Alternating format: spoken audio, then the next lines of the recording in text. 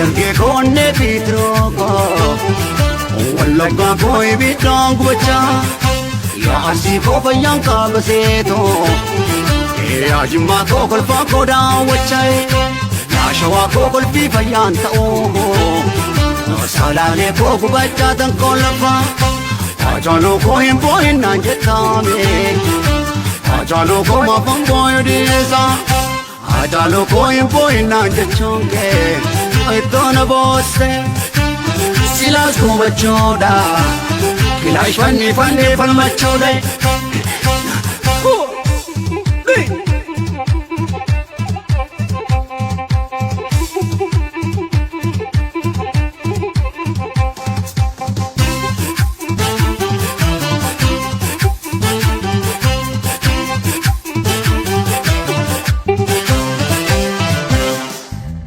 Galatarraan fatabuu miti qeerroo koo kanaatiin oolte qulqulluu mirga koo falmattu dhiigni kee bilisummaa ta'u. Galatarraan fatabuu miti qeerroo koo kanaatiin oolte qulqulluu taate osoo jirtu yaadollee biyya koos nyaate.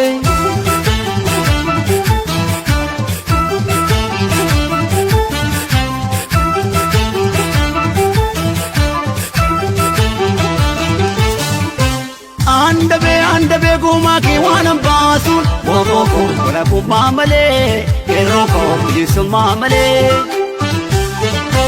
Bulee horaa Oromoo kumbadu Oromoo jaaddu arrallee saba koo jaaddu boorullee. Jechi koo gocha keeniin qixxaatu wooboo koo galatoo bimallee qeerroo koo galatoo bimallee. Wooboo koo galatoo bimallee qeerroo koo galatoo bimallee qarree koo galatoo bimallee qeerroo koo galatoo bimallee. Mirga koo falmattee miikatiin baasu baaftee yaaddoo koo hundumaa qabsoodhaan xumurtee shakkii tokkoon qabu waan na sodaachisu harkoonni gabrummaatis qabsoon cabaa humtuu na naasu.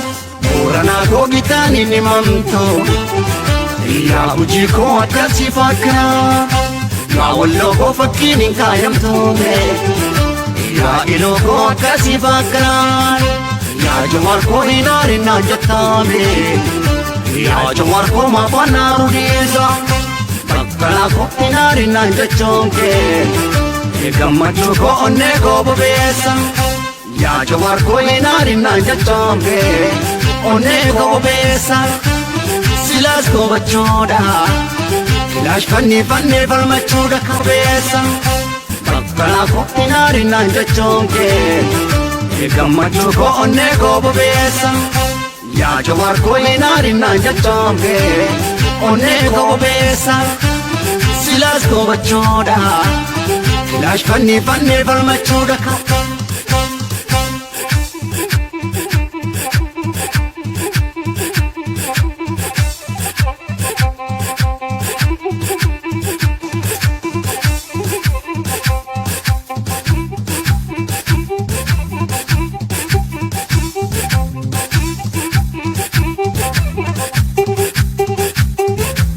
Booranaa koo gitaanii ni mamtoo yaa hojii koo akkasii fakkaa yaa walloo koo fakkiin hin kaayamtoome yaa iloo koo akkasii fakkaa yaa jawaar koo hin aarinnaan jettaame yaa jawaar koo maafaan naaru dhiisa bakkalaa koo hin aarinnaan jechoon kee gammachuu koo onnee koo bobeessa yaa hojii koo akkasii fakkaa yaa walloo koo fakkiin hin kaayamtoome yaa iloo koo akkasii fakkaa yaa jawaar koo hin aarinnaan jettaame yaa jawaar koo maafaan naaru dhiisa bakkalaa koo hin aarinnaan jechoon kee gammachuu koo onnee koo bobeessa yaa jawaar koo hin aarinnaan jechoon kee onnee koo bobeessa silaas gubachoodha kilaash fannee falmachuudha.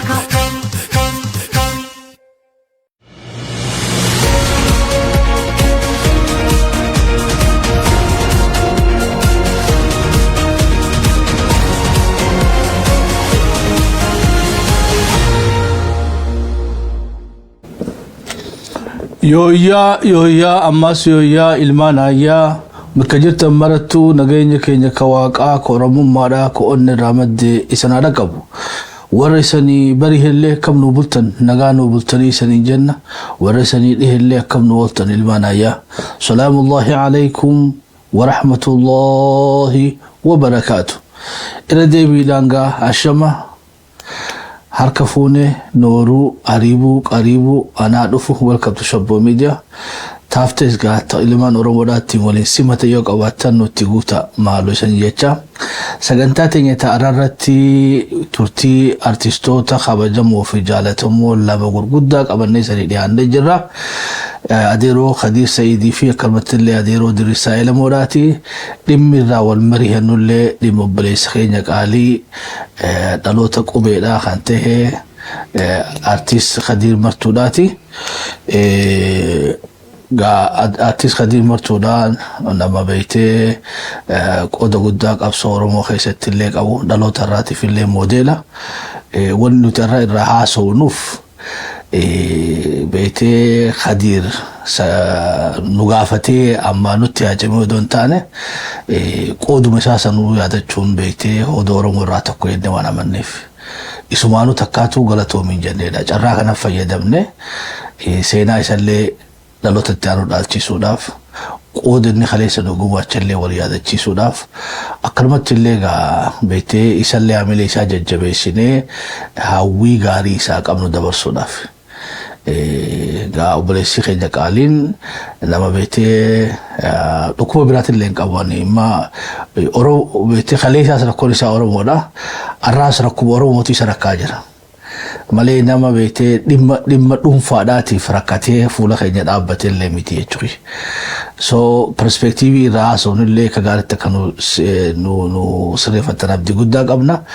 Irra deebi'uudhaan qooda isaatiif galatoonfannee akkanumatti illee gaa galatoomuu sana isumaanuu jechuu barbaanna jechuudha. Wanni guddoon irra sagantaa kana walitti dhufnee fi qooda isaatiif galatoonfachuu isa qofaa migaa artistoota hafanillee kan beeytee dagatamanillee yaadachiifnee hamilee isaanii ta'u. Wanta koonni beekuu qabdan sabni kuni yoo Suudiin beeytee petroola qabaattee Chaayinaan niikuleera qabaatte sabni kun waliin ni qabu artistiidha jechuudha. Gara jaarmiyaatiin gara hoggansaatiin gara biraatiin wanni hundinuu tahuftee haatee jechuudha. Tahuftee haatee fi tahaatee huftee. Ammoo diinni keenya wanni ilaa ammaa huffisu dadhabee jiraate artistoota keenya. Artistoonni keenya akka aduudhaati jechuudha. Diinni dho'isuu hin dandeenye. Kanaafuu gaa uummanni Oromoodhaa yoo artistiidhaan kufte wanni biraa tasii haftee hin jirtu beekadhuudhaadha. Dukkana keessa kaleessatti deebitee jirta jechuudha. Kanaaf qarayyuu ijatee nyaata artistoonni keenya. Isaanii ol namni natti mul'atu jechuudha. Abaa'oo ol, kaafaa ol, bilisa baasaa ol anaaf abdiin saba kanaa kaleessaas arraas fuuldurallee artistiidha. Maaliif artistii tanaatu akka haadhatti saba kana sossobuu beekaa jechuudha. Abdii itti horsiisuu beeka. Abdachiisuu beeka. Akka haati ilmoo beeytee harmoo hoosiftee abdachiiftee kunuunsitee guddiftutti namni qorqolbii Oromoodhaa lafatti beeku. Artistoota Oromoodhaati. Haga isaan beeytee saba kana beekan odoo hoggoloonni keenya beekani qaaxaalaa galle jechuudha. Kanaafuu hubannoo artistoonni kabajaa artistoonni jaalallee artistoonni saba isaaniitiif qaban kana waaqayyo hoggoloota keenyaaf illee harjoomuudhaan gaa sagantaa keenya jalqabna. Ilmaan ayyaa gaa hayyoota jajjaboo lamaan qabadhee dhufee jira. Tanaafuu gaa isan gara keessanii akkatti simattan hin beeku. Mee dura haa sagaluma isaanii isan dhageesseetiin kallattiin gara sagantaa keenya seena. Okkoteen guyyaa ibsan barbaaddu jaanii kaasilaa hangafni dirreedha jira jechuudha. Yoo beeytee Khadiir Dirisaa Elamoodhaa falluu qabaatiin gaba adeeroo Sa'idiin gaa simannaa jalqabna. Adeeroo Khadiir Sa'id anaa dhufu welcome to Shabbo Media. Assalamu alaikum warahmatullahi wabarakatuh. Shabbo akkam jirtan nagaa dhaggeeffattoonni Shabbo Miidiyaatis baga jiraattanii baga qilleensa irratti ol agarree Dirisaa baga nagaan jiraatte. Adeeroo Dirisaa keenya dhiyaadhotis. Ayyee assalamu alaikum warahmatullahi wabarakatuh. Ashama harka fuunen isiniin ja'a addunyaa guutuurra kan jirtan ilmaan Oromoodhaa bakkuma jirtan hundattuu nagayni rabbi simbira haga hunja akkasuma Shabboo miidiyaan sagantaa kanarratti nu affeertanii artistii keenya Kadir Martuutii fi akkasuma artistoota biraa kan Kadir Martuu fakkaatan irratti yaada nu mariisisuudhaaf waltajjii kana nu kennuu fi hiree gaarii tana nu kennuu keessaniif Shabboo miidiyaan ulfaadhaan isin jaalatooma. Hayyee galatoomi mee dubbiin reefu jalqabe adeeroo hadiiroo silaawaatti naa'ee deenumaan fadhaa jechuushi. Ibargaa biitii hundi sabni hundinuu waan itti hirkatuu fi waan ittiin beeytee ittiin boonuu fi ittiin dhaadatu qaba jechuushi. I think anaa fi irra guddaa namaatiif illee iddoon artistoonni Oromoo keessa qaban waa iddoo laaftuu miti jechuushi. Kunuunfamamuun kunuunfamne ittiin deebi'a. Durame guutumattuu dimshaashu baanuu beeytee adeeroo Kadir Martuudhaa dabalatee artistoota dabraniif kan jiranii fi kan dhufaa jiraniif illee I think dura qooduma isaaniitu heenyee fi akkasitti taafte illee beeytee akkatti guuttannu xiitattaafannaa gaafinti beeytee artistiin Oromoodhaa artistoota biraatiin wanni addatti ta'aniif saba yatiima kanaa fi haadhaa fi abbaa ta'anii jechuudha. Otoo isan jiraachuu baattee I don't know sabni kun dhugatti asuugaa rabbi haa beekuu jechuudha. Warra nu dura dabree solaalle haa beeytee haa arra jiru solaalle qoonni keessan qooda laafaa miti gaafinti yemmoo jaalalaa fi kabajaan isan saba keessanii qabdan tuni akkamitti ta'an hoggonoonni keenya qabanii ol ta'e ammaa qaama fadhirraa ol ta'uu danda'e maddi jaalalaa fi kabajaan isan saba keessanii qabdan tuni maalii jechuudha.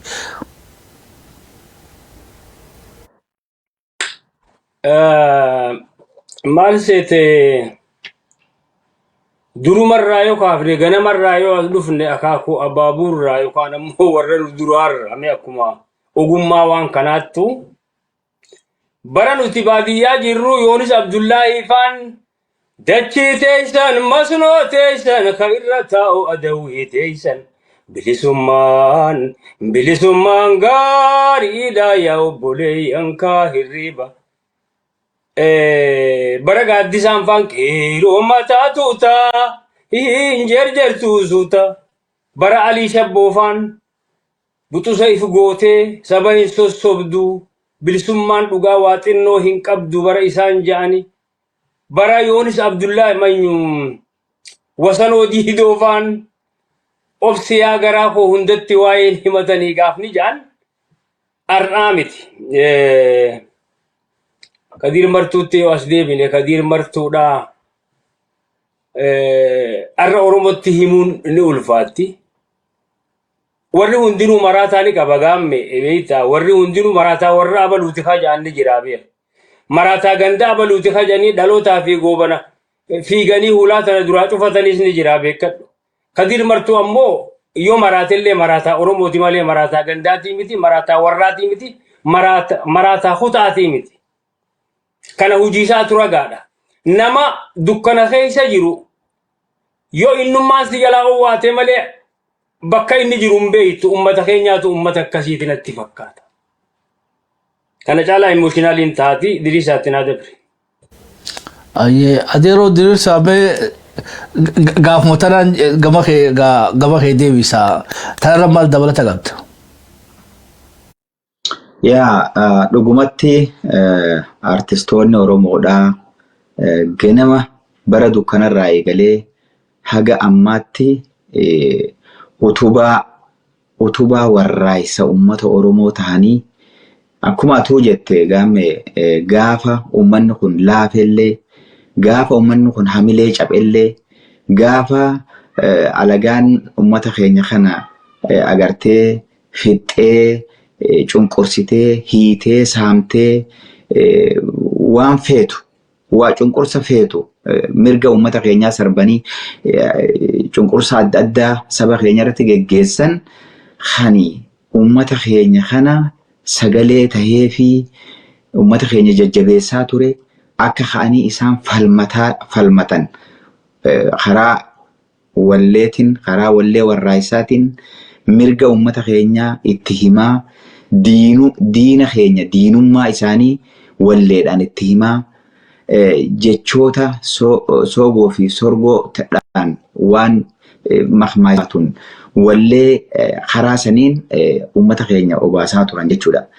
Dammaysanii kakaasanii akka uummanni keenya ka'ee falmatu godhaa turan. Gaafa namni ani Oromoodha jechuu sodaatu. Gaafa eenyummaa isaa sabni keenya himatuu sodaatu. Ani Muslima an Kiristaana fi injee waan adda addaatiin if yaamu maqaa sabaa kana baqachuurraa kan ka'e yeroo sanitti sanirraa eegalanii haga ammaatti uummata keenyaaf takkaa sagalee ta'uu hin dhiifne takkaa uummata keenyarraa artistoonni Oromoo duubatti deebi'anii hin beekan. Sababiin maali? Dhugaa qabatanii manaa bahan. Dhara qabannee manatti hin galluu jedhaniiti waan irbuu qaban natti fakkaata. Kadir Martuu yoo waa'ee Kadir Martuu dubbadhu naan jekkee irraan dubbadhaa garuu akka jeneraaliin dubbachaa jirama waa'ee artistoota Oromoodha. Me achumaanu qabeeytee gara Kadiritti yaadachaanu Kadir Martuudha wanni hawaasni keenya beekuu qabu.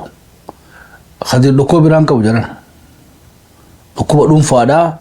Namni beekadha wanni dhukkuba kaan kalee dhukkuba kaan miilaa dhukkuba kaan harki dhukkuba so ilmi namaa rakkoo fayyaa ni qaba jechuudha. Rakkoo Kadir wanni beekuu qabnu rakkoon Kadir miidhama kaleessa qabsoo Oromoo keessatti beektee isa mudattee taakka.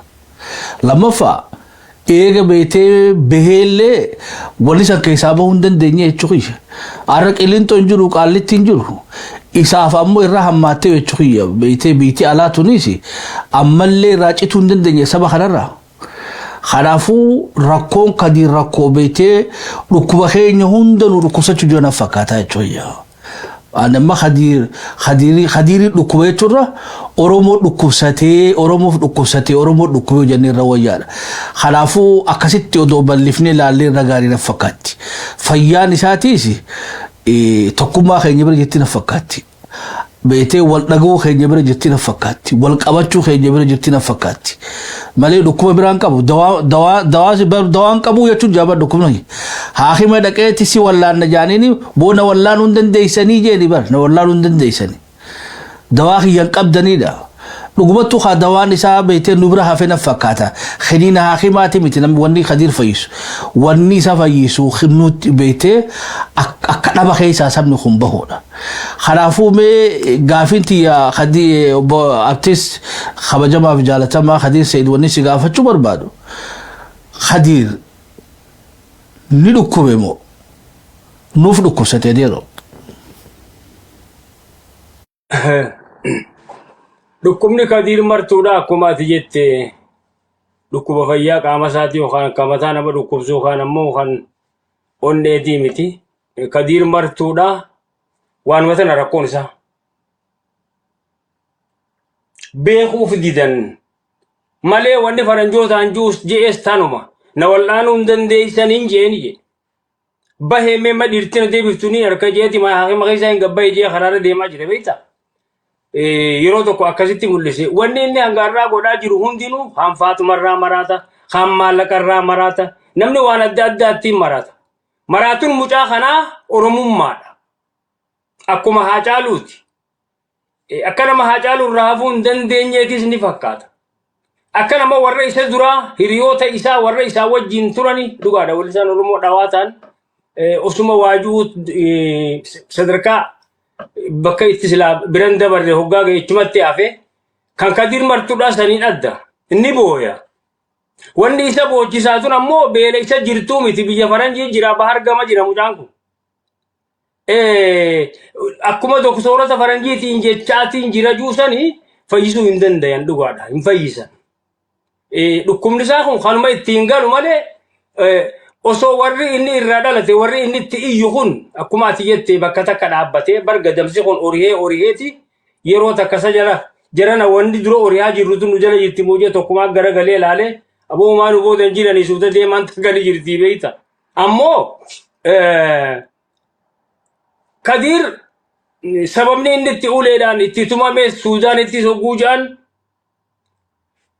waanuma kana qalamuma sadeen kana Kadir yoo du'ee si sajjeese tanaa jecha du'e ammoo marataan beeki marataan garii marataa tokko warra keessan keessaa yoo rabbi tokko maraachellee naan jaabdii qophee tokko rabbi raamataa godhuufi ha guddaafarraa garaabaa guuru ha joolleen xixiqqoon hundinuma dhooytu ha kanumatti furrii yaasaatuma booyu tokko rabbiin godhini aboo marataa warra abaluu dhufee harra cufa hulaa cufadhaa hajuu rabbi haa godhuu jaan jetti jee manguddoon tokko yoo isin keessaa maraatellee Kadir marataa sanii beek Kadir marataa Oromooti marataa furrii irra booyaadhaa joolleen xixiqqoon hundi caataraadhaan numa tumtu sanii miti Kadir martuudha galata guddaa qaba yaa rabbi nan ajjeesin hin kadhatan jan achumane hiisii maleedha yoo wal'aansaa ammoo biyya wal'aansaa jira yoo namni namaa quudhu jiraate leecalloon xiqqoon qabdu gaamme leecalloon xiqqoon qabdu beeka abbaan waan ifiin jibbu mucaan kun abbaa leecallooti wannummaan itti kanatti huccuu darbee halkanii guyyaa imimmaanuma duguugatuuf yoo jaalala taatee bartakkitti namniif jalaa qabuuf majalaa qabaamisa dhukkubnisaa waa dhukkuba waan biraatii miti jechuuf hin jee oromummaatu kana boochise mucaa kana maraatee oromummaan maraachi tanumaan imimmaan firraaqaa jira ammaas kunoo tanumatti maraate tanan kanaafuu namni kuni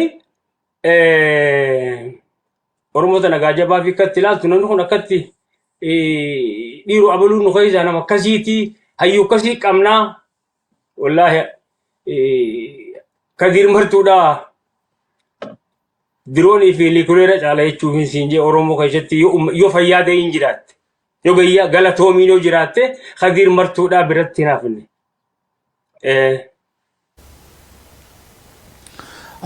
galatoomi adeeroo Kadir Sayidii mee elamoo Kadir ni dhukkubee moonuuf dhukkubsatee jechuudha bara gaafii jabdu bara yoo tana beeyne isa wallaanuu dandeenya jechuudha yoo tana hin beeyne dubbiin dubbuma faranjii sanii beeytee Oromoodhaas wanni Kadir martuu gabbee jechuu taa'u galatoomaa dantaa beeytee waan naagotan hin qabdaniiti narraa deemaadha mataatii jechuudha. Ni beeytee dhukkuba dhuunfaadhaa harkaa qabama gurbaan kun beeytee nuuf dhukkubsate.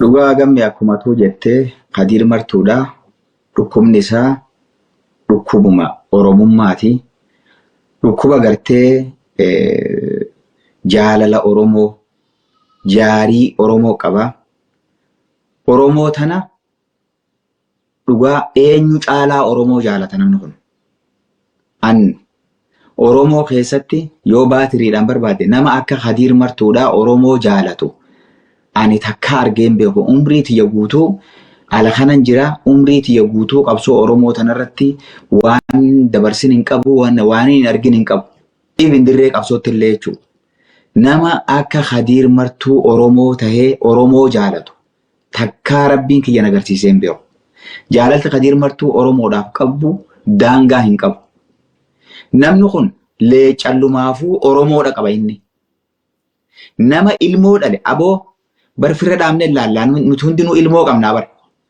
nuyi qabsooyne jennee falmanne jennee waa meeqaatu odeessinu kun ilmoo horannee ilmoo qabnaa bar ilmoo teenya tana siigalee hanga jaalannu rabbiitu beeka waa ilmoo teenya dirre dhiifnee agartee dubbiin hoguu jabaatte malee ilmi namaa wanni hin jiru namuma goota nama jabaatu ilmoo isaatii fi waa hundarraa ayya dunuunfatee niitii isarraa ayya dunuunfatee duudatti galee wanta tokkicha kana Oromoo qabatee keessaa ka'a garuu Kadir martuu ilmoo isaa biran jiru niitii isaa biran jiru abbaa isaa biran jiru leecalloo qabaatee waan takka harkaa hin qabu qabeenya tokko harkaa hin qabu wannummaan isa gammachiisuu fi qabeenyi isaa guddaan Oromoodha jechuun nama kana haajuman qabu maallaqatti haajaan qabu waan birakke haajaan qabu inni Oromoo waltaatee deemtu Oromoo bahaa dhihaa fi kaabaa kibbaa wal jaalattee waliin dhuftee waliin nyaattu ta waliin falmattu ta waliin jiraattu arguudha gammachuun isaa akkana fakkaatutti akkana hubadhetti nama bahara keessaa fuudhanii mana hidhaa kaan Kadir martuu akka mana hidhaa jirutti laala jechuudha. An akkas hin laaloo osoo hin taane akkasittiif laala innummaanu. Halluuna bishaan keessaa baasanii bakka wayii kaan qorii keessa kaan saanaa keessa kaan ka ammoo bahara guddaa taa'ee akkatti chilaalu kan bahara sanitti deebi'uu barbaadu akkas na fakkaata gullaa biyyi faranjii san gammachiiftu doolaarri san gammachiisu wanni feete Khadiir Martuu gammachiiftu. Ani Khadiir Martuu lubbuuti jetanarra hin jaaladhu dhugaa nama akka malee jaaladhu Khadiir Martuu artistii Oromoo keessaa nama dandeettii rabbiin uumaa kenneef daa'iman diidha namni kun nama maallaqni ifiifuu silaa akkanatti akka baala mukatti irraa dhimmisu Khadiir Martuudha. Nama ifiifuu Oromoo tana kunuunsuu qabeenya jechuudha. Khadiir Martuu yoo Finfinnee tana dhaqee koonsartii takka godhe nama miliyoona meeqa guyyaa tokko galchuu danda'u. Yoo biyyoota addunyaa tanarra haalli mijatee fi carraa argatee deemee koonsartii godhe qofa godhe hiyyeessa Oromoo hunda gargaaruu nama danda'u namni kun jedhan. Nama arra ni rakkate jennuu miti.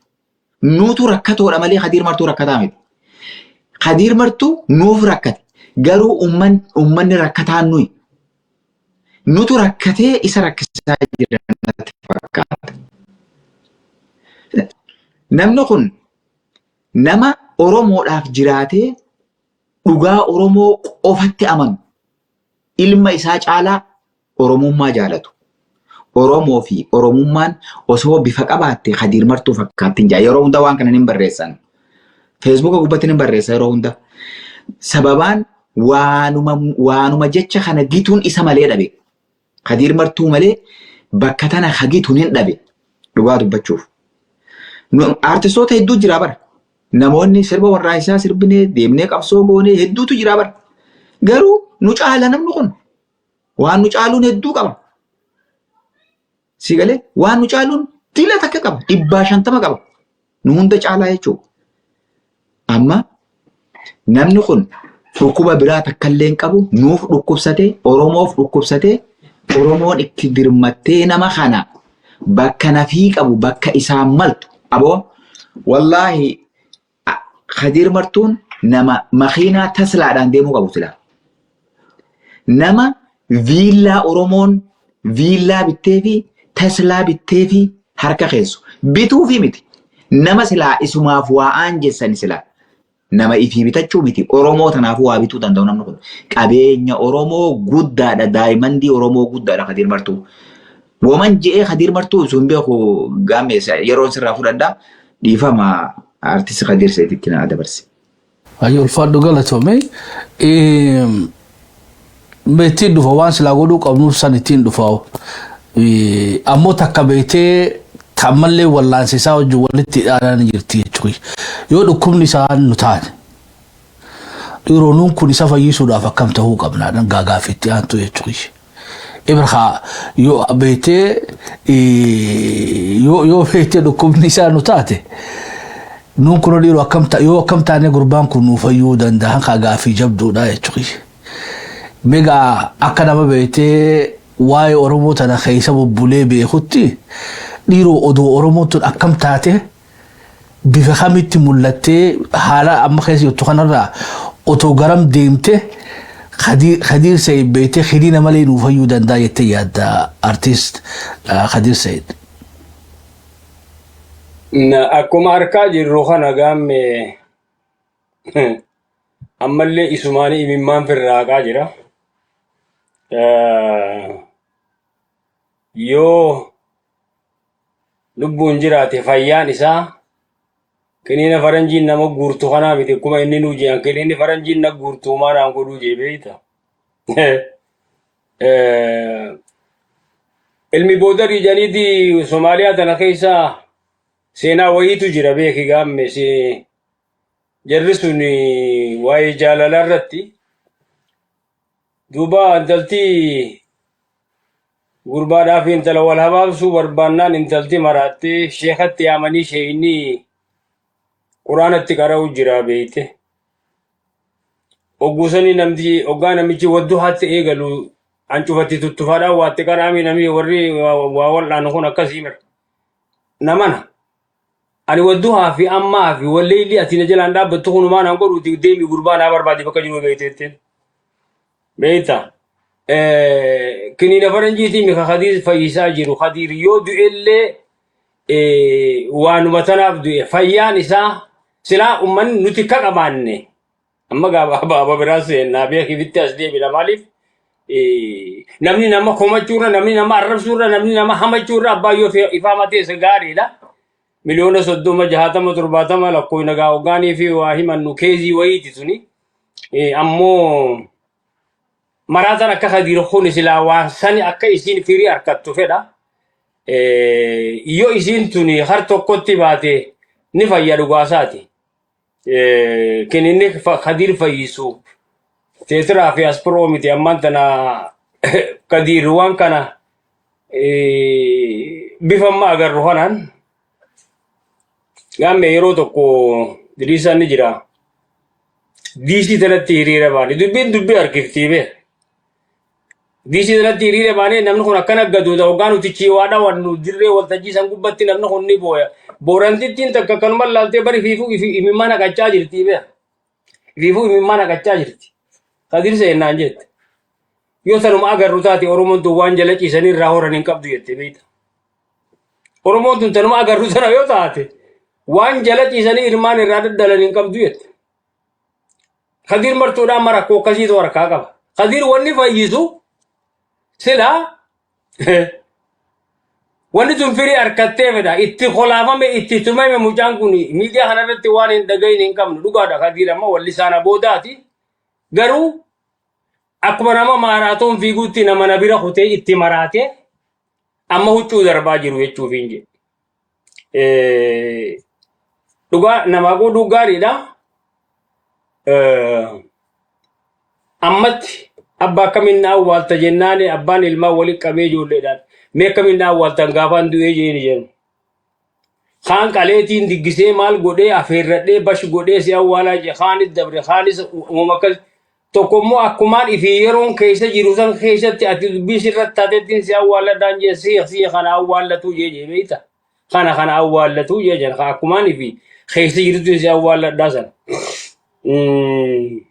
Yoo heddumminaadhaa waagaa hogguu lakkaawwannu waan gan qabnu ammoo hoggaa boonye hoggaa namni tokko waa tahe booy'uu fi gangalachuun sannuma jirti gaatana abdi qophee dhaammatee madurootu eegala dabataa jee abdi qopheen if dura himee kute akka ammaan tanatti jirru kun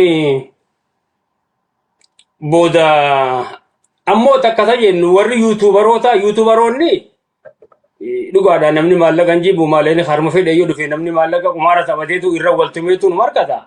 Wanni kanaatu hoggaa dhufte warri yuutubaroota kun mee maallaqa hin dursinaati heeruma irratti onna ja'a. Amma awwaamee kan harkaa jira diriisaan kaleedha gabbaasee waan kana barruudhaan gaammee beektaa anima idaan arke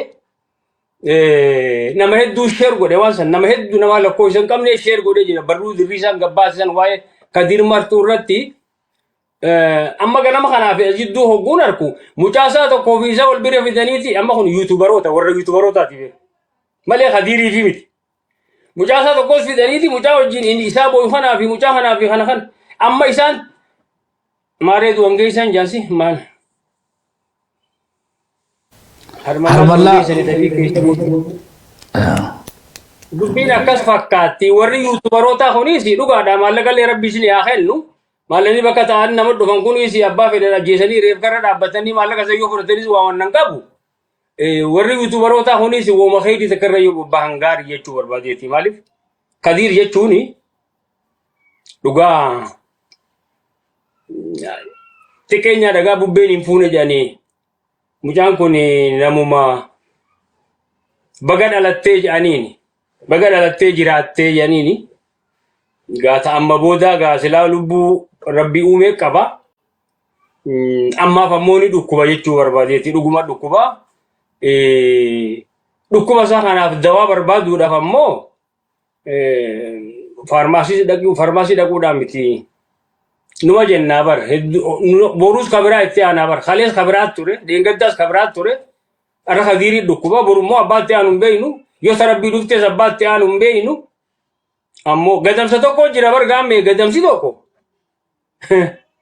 yoo dhufee tokko leenci horii nama isaanii tokko lafaan dhawatee bar dhufeeti kana samii keessa darba argite akkana firraan darbaa bee gurraacha tokko jira warra firra lolu tokko jira horiin kun osuma dheeduuti lafa dheedaatti dur gaafa loon tiisuun citaa kana keessa osuma dheedaa deemuuti yookaan gaafa yookaan mataa loonii yookaan lafuma wahii tana harka beeytaa bakka sani gadoodaa jechuun maaliif gadooda nama keenya bakka sana waa ta'ee namni nama keenya si waa godhe kun nuus boru nuuf ta'a hottaa jeeti irra wal yaabee akkasitti gadda qabu ibsataa jechuudha. Nuti immoo gariin ammoo gadamsa gaaraa kana gurraachisa wanniin fakkii si godheef habiraa jiramas warri wajjumaan gaara keessa galan. Kan bineensi kana isa bira kaan galchuu kun dhaabbatee numa dheedaa yookaan dhaabbatee laalaa jechuuf hin jiru warra akkasiin nu fakkaata warri keenya kun akkas taane Kadir martuu rabbi haa fayyisu. Mee adeeroo galatoomii gara diriirsattiin deebi'a. Dhiiroo tabarruu teessanillee Kadir maqaa dhahee isinillee haga takka gabaabsiiti maal barreessitee dhaamsa san waan achirratti dabarfatte san asirratti illee dabarfadhu carraan si kanna. Ta lammaffaadha sila arra beeytee Kadiruu ga Kadirin fayyifne taate egaa fayyaan isaa nu bira jirtii hoggaanne aboo haanuun kun miliyoon 80 nu bira irraa illee hoggonoota keenya bira jirtii yoo jennee isirra bareedduu na fakkaatti. Egaa dilii beeytee laa wizratu wizra ukraa jira quraana keessa dilii abbaadhaatiin beeytee ilma yakkanii jechuudha. Takka saba nu ilaaltu nu jirti tan nu olammoo dubbiin tun isaan laallattu nu jirti jechuudha.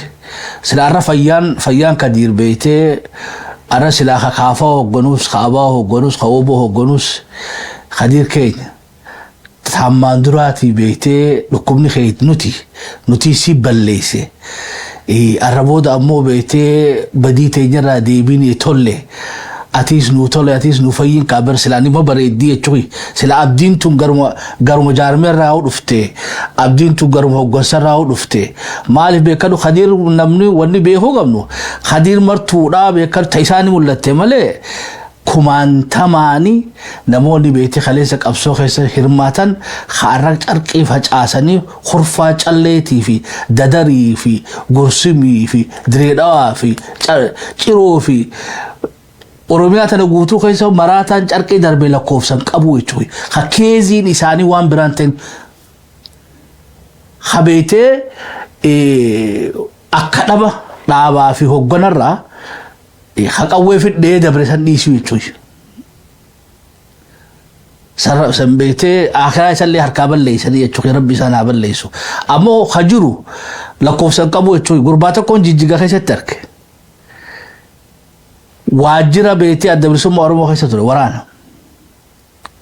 If biraa dhabeetti moo achumaan darsa facaasee hidhanii hidharraa gu'a gadhiisan beetee dhahaa dirateeti amma xaasaa fannifatee qullaa fiigaa jechuudha. Gurbaan kun waraanaa baahoo ture naan jaane jechuudha. Keessaa hawaasni lama kama walni maraatuutu itti heddummaatti jechuudha. Karaa Arsiidhaatiif argee tana maraatuun lakkoofsan qabdu jechuudha. Hagalee irraa dubbataan jiru. So dubbiin Kadir oggaa dubbannu dubbiin tun balloodhaa beekuu qabnaa jechuudha. Qabsoon akka dhabaatuni beetee dhaloota keessaa dhaloota qubee kan akka malee nu harkaa nyaachisaa jiran. Warri kalee isaan cufa liqimsee wayyaa'u jechuudha. Bar maraatuun tun irra qubee jenereeshin keessa baay'attee jechuudha. Du'aa caaluu dheengaddaa tanaaf magaalaa Harramillee keessatti khabaraate hin jiru kaduu hin jiru. Habalu beeytanii jechuudha. Duba qaamni tanarraa yaadda uumaa dhabamaa jechuudha. Duba gaa fayyaa dhaloota qubee kanaatiif fayyaa Kadiriif warri qaamni kun dhimmi kun isaan laallatu. Joollee tana dhaloota kana itti as deebi'anii abdii horchiisuun qabanii fi akka dhaba keessa jiran kana keessaa bahanii joollee tanatti akka godhuun qabanii tanarra maal jetta jechuudha deeloo. Yaa gaame galatoome waa hedduudha tuttuutee yoo namni qalbeeffate waa hedduudha tuttuutee dhugumatti Oromoon tuni akka nuti turre duulaa fi dippiloomaasiidhaani akkuma nuti itti cabamnee akka nu keessa turree tokkoo miti. Laal wanni namni beekuu qabu Oromummaa tana waliin qabna jara keenya biyya waliin qabna aadaa seenaa afaan waa hunda waliin qabna. Garuu ilmi namaa qooda wajjin hin qabu. Abbaan fedhe qooda wajjin hin qabu. Qoonni keenya tokko ta'uu hin danda'u. Laal Qadiir Martuu isa dura keenya dubbachaa jirra malee namni akkuma tireefuu jette namni wayuma keessa jira malee irra guddaan nama keenya ahuma jira. Maali beektaa? Nama kana sammuun namaa tuni karaa dheeraa keessa dhufnee waa hedduu arginee dhufne obboleessoo iyyatanaan waa hedduu nu duratti nurra dalagan. Ka haadha duratti ajjeesantu jira, ka abbaa duratti ajjeesantu jira, ka ilmoo duratti ajjeesantu jira, ka obboleettii duratti obboleettii gudeedantu jira. Waa meeqatu jira hawaasa keenya kana keessa qabsoo Oromoo kanaan wal qabatee wanni nurratti deemaa ture waan hedduudha. Nama jilmaan nama durarra shanantu jira, ijoollee duratti haadha fi abbaa duratti fixantu jira. Namni kuni tiraamaa adda addaa keessa jira jechuudha. Wanni kun si madeessa. Sammuutan teetu si madaa. Ani doktoraa miti garuu waanin muuxannoodhaan waa hedduu karaa dheeraa deemee waan Oromoo tana keessatti ilkee cabsee keessa guddadhee as gahee waa hedduu takkan arge. Kanaaf namni keenya dhibdeen nama keenyaa guddoon hangafni waan akkanaa tanaa jechuudha. Waan tana keessaa yoo biyya faranjillee yoo dhaqee ni yaadata namni kun waan keessa dabre yaadata. Waan amata 20 keessa dabre, waan ama 30 keessa dabre, waan haadha dura godhan, abbaa dura godhan, waan dila takka yaadata. Inni kun garigarii rabbi najaa irraa baasa malee garigariin ittuma dhaabbataa jechuudha. Haa ta'u garuu namatu wal kunuunfata. Namatu waa wal irraanfachiisee siigalee waa wal wal'aannata. Hogguu namni dhukkubsate bar namatu nama akka namni sun wal'aanamu gargaarsa godha.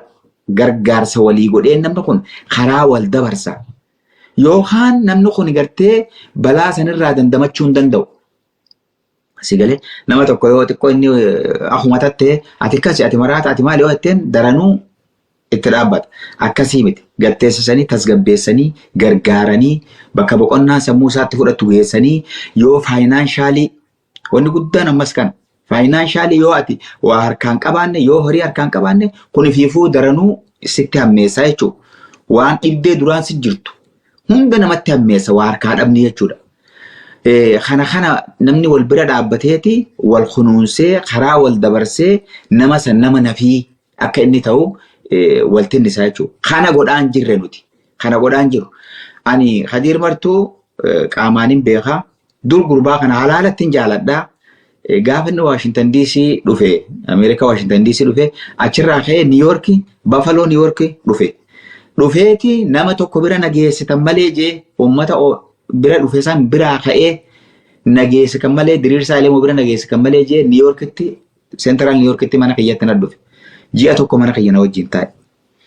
Achi fuudhetiin OLC Atlanta Georgia geessee waan dila takka haalallee mimijjeessee fi tartiibarraa kaa'ee achi biraa deebe. Gaafa deemu Londanitti natti bilbilee yaaboo deemuuf hin deemaa akkam jettaa naan jee. Naan jennaanin warri dubbiin galteef ni hafan asitti hin deemnu jedhanii. Artistoota hedduun dhufe gaafa san. Warri kun ni hafe isaa fi Shukrii Jamaal kaanii deeman. Hafiillee hin jeen. Hin deebitu bakka kanatti hafii hin jeen. Ni deebitaa warra juunitu jira jechuun namaddiidha. Ani immoo hin deebitu Ameerikatti hin deebitu dhaabbadhuu hin deemini taa'ii haala hubattee deemtaa. Waa tottolfattee deemtaa hin jeen. Namootuma gurguddaa keenya jechuun warra maqaa beekan. Deemtu malee ni deebitaa nuu beekaa maali jedhanii nu harkaa fuudhanii kan eeggatanii. Achi dhaynaan wooman anjeesantu ta'e jechuudha. Na bilbilee yaadiriirsa waanuma ati jetteen irratti ta'e naan jee. Suuraa kana guyyaa isa wajji kaan. Suuraa amma isin gartan tana. Waanuma ati jettee exactly narratti ta'e naan jee. Ayyee ati arra gartee angaafa sanin argeessatti hime Humaa miti ammas bakka rabbiin nama dhaabe malee dhaabbatanii atummaan nagaya sammuu tante tasgabbaayi biyyi sunis biyyuma gaariidha. So nagayaan gartee atummaan jiruu tante wanni hin godhini haala gaariidhaan jiraadhu jeetiin ammaan quba qabaadhaan yeroo takka takkas yoo inni biyyattis fira isaatis maali waa hunda waliin hin quba qaba jechuu barbaade ammaammatti. Kadiir Martuudha.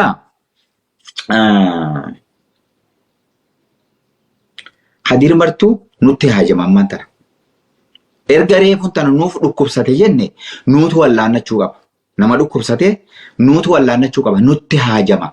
Nu hogguunju Oromoo guututti haajama. Oromoo dhiiraa fi dhalaa Oromoo biyya addunyaa tanarra jirtu hunda kiristaana fi muslima waaqeffataa osoo hin jenne.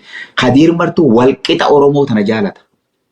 Nama akkanaa rabbiin kennaa akkanaa badhaasee takka argeen beekon nama daa'imandii jechuudha. Nama sammuun isaa daa'imandii. Nama double mind jedhaniin san akkaataan inni itti yaadu adda. Hin jiru namni kana yaadu dhugaa dubbachuudhaaf. Namni kun amma gargaarsa keenyatti haajama. Akka nuti gartee isa wallaannu barbaada namni kun wallaansa. No, artistii keenya jennee fudhannee kunuunsinee waan inni barbaadu hunda rakkoo xiqqoo hunda irraa cufnee ta biyyaa irraa cufnee tan ilmoo isaa irraa cufnee ta mataa isaallee irraa cufnee haala mijjeessinee fi dalagaa isarra deebisuu qabna nama kana. Oromoo keessatti deebisuu qabna. Oromoonni jaalakusan keessatti deebisuu qabna. Kadiir Martuu hidhaa taa'uun qabu. Mana hidhaa jira. Mana hidhaa keessaa baafnee addunyaa tanarra akka inni deemee Oromoo isaa zaaru godhuu qabna. Akka Oromoo isaa argu godhuu qabna. Akka Oromoo bira dhaqu godhuu qabna. Kana dawaan isaa. Kana doktorri isaa akkanan yaadutti jechuudha. Akkanaaf galetti. Akkan itti dhiheenyaan artisti Kadiir Martuu beekutti wallaansi isaa kana. Ji'eetiin amana gamme itti deebiin dubbadda galatooma. Ayyee. Waan jee gamme waan si jee dibisaa kiyya barruu kalee keessisan nama arkuu dhabu mala namni irra guddaan namaati akka namni hubannaa arkatu. Asirraa dhaga'ee namni akka hubannaa arkatu haala Kadiir keessa jiru waan wajji haasoytan waan sitti dhaammatee irraa waan yaadattu nuu qoodis hin jee bara. Galatoomi. Bagana yaadachiifte artistii kiyya abajamaa Kadiir Seed. Anaa hirribatti jiru natti bilbilee Kadiir Martuudha. Hogguu natti bilbiluu viidiyoo na jalaa kaase naan jee. Hirribatti jira lafaa taraf jeetuman Kadiir Martuu viidiyoo jalaa kaase. Hogguun viidiyoo jalaa kaase oksijiinni itti hidhaa jira jechuudha. Oksijiina itti hidhanii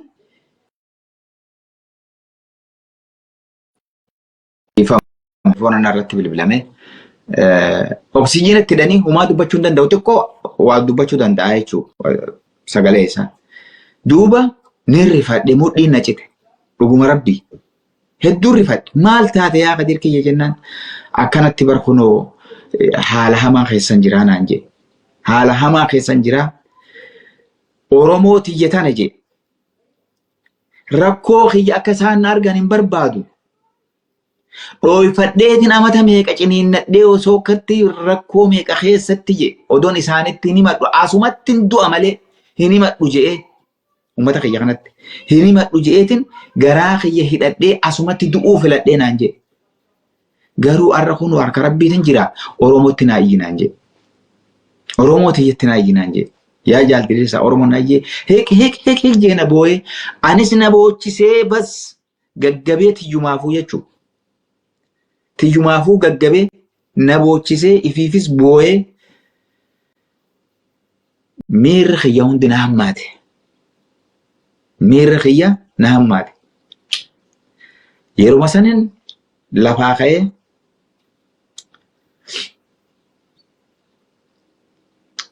barruu san barreesse jechuudha. Barruu san hogguun barreessu dubbii ijoo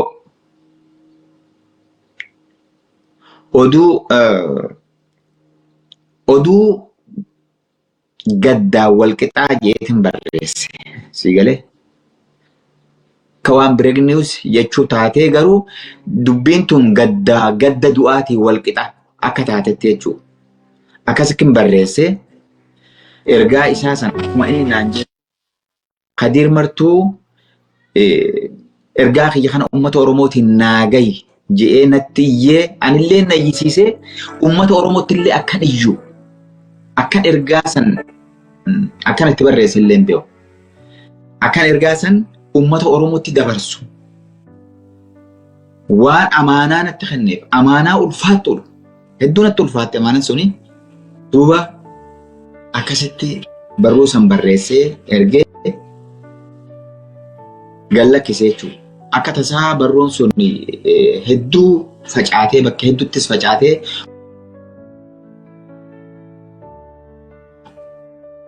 baga lafaa ka'e Oromoon namuma lafaa ka'uu fi qabuu fi rifate Oromoon namuma silaa rifachuu qabuuf Oromoon rifate. Dhugatti ilma nafii qabu ilma mataa dhiiraa nama Oromoon silaa rifachuu qofaa miti. Wareegamuuf illee qabu nama waan qabu hunda Oromoon isaaf godhuu qabu nama akkasiiti namni kun dhuguma rifataniif dhuguma gartee Kadir Martuu jaalatan Oromoon Kadir Martuu ni jaalatti nan beeka garuu hanga inni nu jaalatu hin jaalannu haqa himna haa ta'u garuu barruun sun nama hedduu sossooftee namoota beekamaa hedduullee lafaa ka'ee deebisee barruu san sheer godhee waan biraattis irratti dabalee waan ifiilee kullee irratti dabalee facaasee addunyaa guutuu waliin gan hayyee haane rifanne dammayne ol godhanne dhageenya iyyansa kana akka Kadir Martuu dhukkubsatu akka oksijiin afaanii jiru namni hundinuu argee jira still reefuun tanallee dubbise ammallee inumaahu haleerra arra dubbachuu hin danda'u haa ta'u garuu dubbiin tun erga addunyaa guutuu dhagahamte jara keenya lafaa haanee waan qabatamaa takka goonaa waan san godhuuf ammoo irra jirra dalagaa godhannee an dalagaa dhiisatti mana galee dubbii tanaaf jecha arraan tana koree takka tan addunyaa guuturraa gurmuu koree waan kana gootu takka waliif barbaadutti jirra. Ameerikaan raayis, Kanaadan raayis, Awustiraaliyaa fi biyya Awurooppaa biyya keessaa illee sheekan keenya ulamaa'ota keenya dabalatee manguddoo keenya dabalatee hayyoota keenya akkasuma abbootii qabeenyaa keenyaa dabalataan aartistii Oromoo dabalatee wanni garaa nama nyaatu garuu aartistoonni Oromoo akkuma gafarsaa fi gadamsa leencaa fi qeerransi kudhan san akkasuma ta'an aartistoonni Oromoodha ammaan tan dur waliif rifanna arra immoo aartistoonni Oromoo waan kana afaanii qabanii namni waa dubbatu hin jiru. Hanguma amma kunoo nuti gabbaanee waa hafuura waamnu kanallee namni barrumallee sheer godhu hin jiru. Hanga aartistoonni Oromoo addaan fagaatan laala. Aartistii guddaa kana kabalaan guddoon tun irra geessee addunyaan tun guutuu iyyaa jirtu mee porofaayila aartistoota Oromoo jala dhaqaadha laalaa gudii ajaa'ibaa agartanii. Hin jiru. Maaltu akka garaa nu jabeesse? Silaa namni dura rifachuu qabu. Silaa namni dura gabbu'ee sagalee waliif ta'uu qabu aartistoota Oromooti. Aartistoonni Oromoo mee eessa jiran? Gurguddaan kaleessa Kadir Martuuti wajjin saahiba turan. Gurguddaan kaleessa isaa wajjin nyaachaa turan. Ha isarraa nyaachaa turan. Gaafa Kadir Martuu albaama gurgurate sumunii takka manatti hin galle abbaa isaatiin kennine ilmoo isaatiin kennine gurbaan kun Oromoo fi aartistoota Oromoo nyaachisee fixeeyyeessa Oromoodha.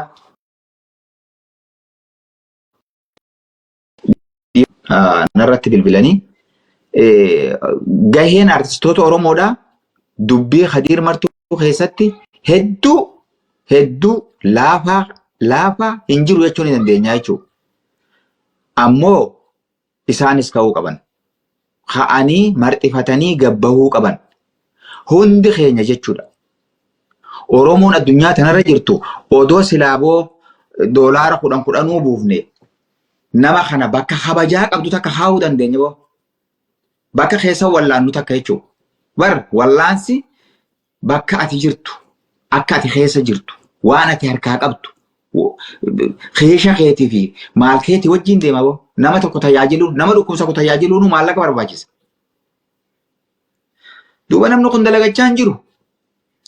Qarshii dalagachaa hin jiru. Akka keenyatti waa dalagatee doolaara argachaa hin jiru. Garuu doolaara caalu dalagaa caaltu dalagachaa jira Kadir Martuudha. Dalagaa hin qabu hin cu'an Kadir Martuudha. Dalaguma inni qabuutu tanuma isin beektan tana. Tanuma isin gartan tana. Tanuma isin dhageessan tana. Dalagaa isaatu tana. Rabbiitu tanatti erge isinitti erge Rabbiin. Maal jee Oromuma jechuudha. Oromuma tanarraa dubbadhu jee. Oromuma tan teetan ol qabi jee. Oromuma tan teetiif maraadhu jee. Dalagaa isaatu tana. Dalagaa tiyya jee dalagu jira bar waan inni jaalatu tana bar. Hayboo namni bar nama boo waan xiqqoo takkasii godhee taan kiyya biyya faranjii tanatti yoo amma hulaa ol seente hulaa namarraa qabda. Aadaan. Kasibootaan dhufe ol seenetti taan kiyyu siin jaa. Atilis yoo xiqqaate namni hulaa walirraa qabe biyya faranjii keessatti taan kiyyu siin jaa jechuudha. Galatoomi siin jaa. Nama waan guddaa kana dalaga dhiisi. Har'a guyyaa Kadir Martuudha. Guyyuma tokko jechuudha guyyaa lama miti. Guyyaa Kadir Martuu jennee addunyaa tanarraa wal dhageenyee wal jala yaanee waan qabnu xiqqoo qabnu gumaachinee seenaa Oromoo keessatti takkaan dalagamin haa dalaynu mee Oromoo akka sabaatti. Tanan isin kadhan. Barruun tiyya sunilleen qabiyyeen isiidha. Ijoon dubbii tiyyaa ijoon barruu tiyyaa waanin hanga amma maayyirra jeekan. Mee aartistuma Oromoo miskiina tahee waan nyaatuun qabu jan. Mana goojjoo gubbaan dhimmiftu keessa taa'u. Mana ifaan qabne keessa taa'u. Akka kunoo aartisti Abdishuu Ahmadha dheengadda argitanii jirtan. Jara keenya way tokko lama Abdishuu Ahmad nama yeroo isaa keessatti qabeenya isaa dhadhawatee Oromoodhaaf sagalee ta'ee argaadhaan viidiyoo takka Oromoon hin ilaalin Oromoo laalchisee jechuudha.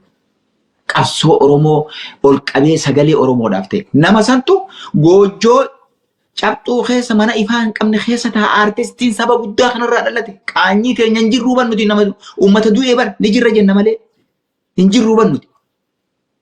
Nama folowara qabu kan tiktaakii gubbaa jiru. Nama santu si galee aartistii keenyarra harka kudhan kabajaa qabaa jechuudha. Hangasuma takka kabajaan aartistii keenyaa gabbuute jechuudha. Hangasuma takka kwaalitiin saba keenyaa kwaalitiin aartistoota saba keenyaa hundinuu 0 bahe jechuudha. Mee seenaa haa dalaynu. Mee aadaa fokkotaa kan ofirraa haa jijjiirru. Nuti namaa bara. Yoo lafaa kaanee waan goone jenne numa goonaa bara. Wanni inni isin kadhadhu warreen foloowaratu gurguddaa qabdan dubbii ammaan tanaatu foloowaraa kanaan deema tanaaf inta kana jaadhiifama gamme warri tiktaak gubbatti foloowara gurguddaa qabdan yoo dur waliin dhageenyellee arramee wal dhagahaa mana tokkotti waliin koottaa guyyaa takka sa'a takka guyyaa Kadir Martuu jaa tiktaak gubbatti nu qaba. Guyyaa Kadir Martuu jenneeti goofandimii banu jirraa addunyaa guutuurraa guyyaa tokko guyyaa Kadir Martuu jennee haa qabannu. Isumaan hangafnee aartistoota Oromoo habiraallee achumaan namoota gargaarsa nurraa fedhan kakaleessa immoo tola nu oolan isaaniif tolaa oollu deebinee rabbiinillee akkana jaabarboo galata qaban namaati rabbi birattillee nama birattillee akkasii haasawa isinirraa hin fixu dubbii isinir dheeradde aartistii Kadir Seet dhiifama naa godhi si dura akkatti haasawuu hiyyaa hedduu natti dhagama wallaahi. Thank you hundi keessan galatooma fayyaa ta'a. Ayyee ulfaadhu galatoomii adeeruun gaabeetee wooma quba qabaafuu bikka tana jabeesseetu carraasee kanna jechuudha. Silaa irraanfanne amma olmeenni keenya haaraatuu gaffaadha jechuudha. So dalagummaan guddoon itti waliin dhufneewu ta'ammati boodara dubbattee sanii galatoomi. Meegaa adeeroo Kadir Martuudha hagamta kan quba qabdaa waan amma beeytee diriirsaa ilmuutti dhaammate kanoo meegaa akkam gootee gara saba keenya dhaamsa kana dabarsita. Kijimni rabbirraa nama fageessa jedhanii Kadirii wajji wal dubbisaan jiru eeguma eda diriirsaan barruu san ol darbe ammoo niin harka sooshaal miidiyaa irratti isaa hagooggatee ciisu mucaan kun fayyaan qabu nama hojii jiru numaan ja'a maaliif namni fayyaa qabu fuulaa beeksisa.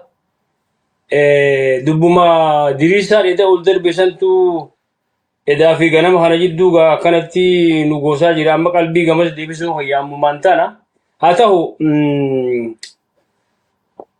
Kadir Martuudha jechuun المنامات المنامات ونول خنا هون خديوتنا ونرد ما جرو المنامات abaluu keenya tokko dhiiroo kamii jira waliin jaa warra keenya duratti ugguu hara wal harkee haajaaf deemanitti ugguu hara wal afaan dhufan nagaya wal gaafataniiti abaluu keenya tokko fayyaan qabu jedhanii yaaboo kam jira yaaboo abaluu barana garaa itillee itti gale lakkii humaa waan keessan jiru hin qabu jedhan. Kanaaf hadiirga amma akkamma agarru kana jira tatta'aan tutti egaa dhugaadha namna keenya hamma humna teenyaatti maaliif namni akkuma walitti dhihaatuuni waliif duutinis nama beeknee tolti jedhanii warra isa dura dabre kana hundaa'u hamma dandeenyutti jalama hokkufaa turre abdishuusin dhukkuba dhugaadha akkuma sirree fokaaftanii halee miti dheengaddumaan dubbise innilleen harkuma rabbii jira kan markinutti. Kanaaf egaa hormaata hedduu faayidaan qabne silaa durumaanuu uumamuu baannee sun akka dhugaa nutti hin taane. Namni san gaafa san numa harkatee dubbii san dubbumatee nyaa jennee irratti kan qabne ammaas wanni abdiis dhaammachaa ture waanuma akkanaa kana artii fakkeessee waanuma hawaasa kana keessa jiru kana wanni kanaan jirtiidhaan irratti martifateetuma uuma kanaa jechaa ture nama kana gaanguma lubbuun jiru qabatanii. Keessaafu akkuma reefuun tana kaaftanitti naannoo inni immaan tana itti dhukkubsatee ciisuusa warri jirtan dirqamallee qabdanii ittillee dhihoo jirtanii magaalaa takka keessa waliin jirtanii ilma namaati nama kana quba qabaadhaa jechuu barbaanne. Tabiraati akkuma gaa heddumina keenyaatiin waan dandeettiidhaa waan namni silaa nama feetii godhuu qabu uummanni keenya godhuu qaba jeetii yaada ammoo kan diyoon dandeenyees arraanni gaarii nuu sadaqaadha jedhanii rabbi si haa fayyisuu rabbi haa aafiyuun takka namni dandeettan bilbilaati yoo isin dubbisuu danda'u ta'e amma reefu akka diirii isaanii butti arra kaleerra arraan tana akka waan dubbachuu hin dandeenyeef fakkaatti ja'a du'aayii godhaaf du'aayin du'a qofan oolchitu jedhanii rabbi haafi yaa rabbichi na hiisiin maja karatan malee na ajjeesiniin karatan jedhanii ammoo namni kun yoo nama ayaa taate yoo nama yoo ayaa qaba yoo faaruu feete maal ta'ii takkaa jira bara akka akkas nu harkaan taane nama kana oduma jiruudha qabachuun gaariidha. Arra kenniina qarshii lama bituu fi dadhabnee borummoo isaaf wadaaja goona jechuun takka illee inni ulfaatti jechuumaaf hin jaangalumaan jechuu barbaada gaammee. Ayi ulfaadhu galatoomii atiin gama xumuratti dhufaa jirra dubbiin fardiin gaata boodarra dirisa elamoodhaa haaftee sanii nulli akka shabboomii deetti san bira jirra yoo rabbiin fadhe kaleessa sosodaachaa dubbataa turre maaliif hayyama isaa feenee jechuudha maali amala khadiiriin beekaa khadiir nama akka malee boonaadha wanni beekuu qabdan kana nama fuula keessa dhaabbachuuf aduu miti jechuudha. Numa jabaatte malee nama beekte ammallee kadhaadhaa fuudha keessa dhaabbatu miti ammoo dirqama keenya ifirra beeynaa fi kaleessa immoo sodaachaatii dubbachuu turree arra yoo hagana beektee hayyama isaatiin hagana dubbachuu eega dandeenye ati kaa uummata keenya gana dubbannaa jechuudha hin dubbanne ammaan dura. Gana uummata keenya beektee gana waliin haasa'uu teenya jechuudha haasa'uu jajjabaa nurraa eeggadha. Barus iftaanis namoota adda addaa irratti afeeruu teenya dubbii talafan keenyu beekadhu tana keessaas nuti amma haaloo beektee amma guma nama akka khadiiriin maraate sanii hundaa'uu baafachuu feena jechuudha. So dubbiin dubbii khadiir qofaa miti. Beekte arra khadiir bira dhaabbachuun tuni akka nama beektee waan qabsoo Oromoo irraa miidhame qabsoo Oromoo keessa miidhamee fi irraa miidhamee fi hatti maraatee fi irraa maraatee hundaa'u tana keessatti beektee fayyaa khadiiriin haaloo baachuu barbaanna waan guddoodha sanirraa eeggannaati. Khadiir beektee diriirsaa elamoodhaa ba'aan si dhuftee jirti jechuudha. Maaliif eega kallattiidhaanuu wal dubbiftan taate waan beektee ba'aa guddoo si bira jira nullee ba'aa san si wajji baaddachuudhaaf qophiidha. Global Task Force ni dhaabnaa fi rabbiin fadhe amma dandeessee dubbiftee ammoo yeroo irraa boodaa dubbiftee hagamii jechuudha yoo beektee eega dubbiftee sa'a guyyaa muraasa amma sa'a muraasa taate amma xiqqoon wayyaa isaati yoo beektee qalbii ta'e fayyiftee illee numaan fadhoo bilbiltee laayifillee dabarsuu baattee tuma gabaabduu takka akkam jirta beektee wayyaa qabdaahi kaleessa dubbachuu hin dandeenya maaliif hagan oggaa jenneen namni keenya hedduu qalbii isaanii rabbashamti beektee xiqqisho fayyaadhaa wayyaadhaa maal keessa jira isallee odoo gabaasan dhugachuu dandeesse waan gaarii na fakkaatti tabiraa gaa hoggaan ani adeeroo Khadiir bira deebise ati jidduutti isaa dawwaluu dandeessa asumaanuu gaa waamichi nu godhuu qabnu keessa Khadiir beekadhu waa artistii qofaa miti jechuudha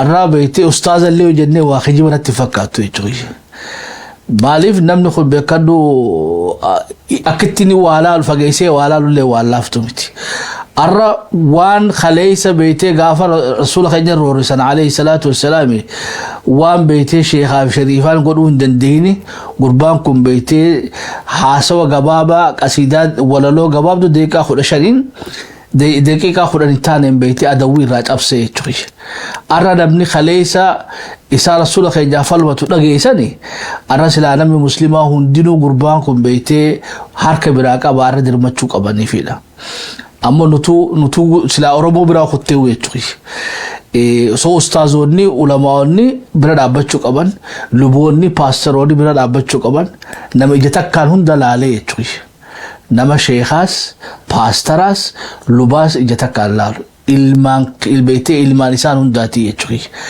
gaa asumaanuu waamicha isaan hundaafuu nu dabarsi yeroo gabaabduu keessatti حديث الكبد حديث الكبد هاي في مجال الجد او جيجاني قدر وجرم تبش أدير السلام عليكم ورحمة الله وبركاته قدر وعليكم السلام أنا قامل شبو ميديا راكب أديرو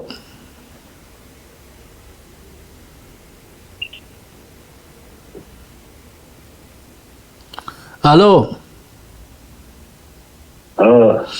أكم خدير خينا ويا جتم وكم خيسة جتم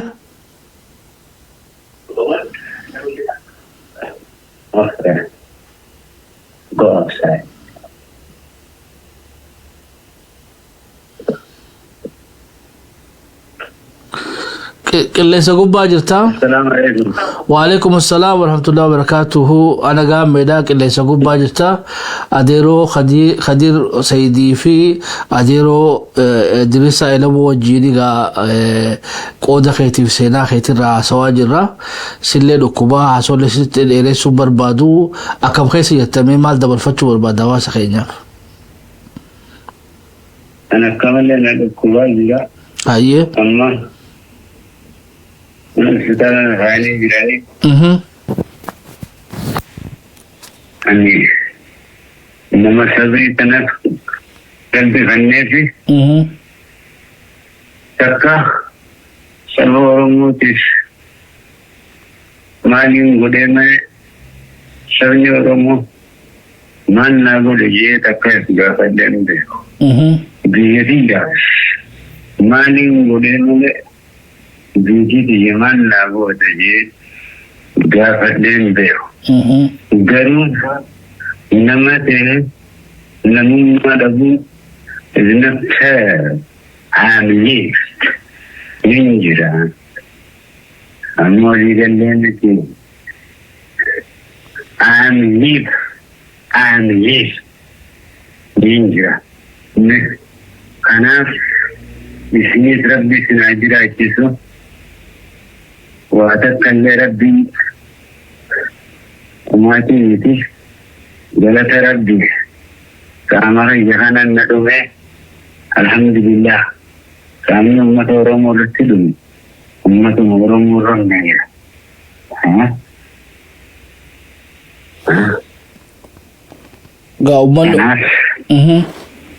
مراتو سبا بودي يرغان دالي وأنا بيا خيزار كديمتي وأنت كان من ما إنومتي مراتو سبب بوتيدين يتر اليوم كدينيا أما سندكما إيه شلاتناهم ميديا خنبي برتنا سوان كتها أنتو دوبا أمان جنا إيجي من ما تكو بدلاب بدي بدينا مدابودا إياه كان ما وان جدو تكو وانيك ونيس مرادي جرجا ونيس مال مجا قا واحد دودا وقا ومقام داركني ميجا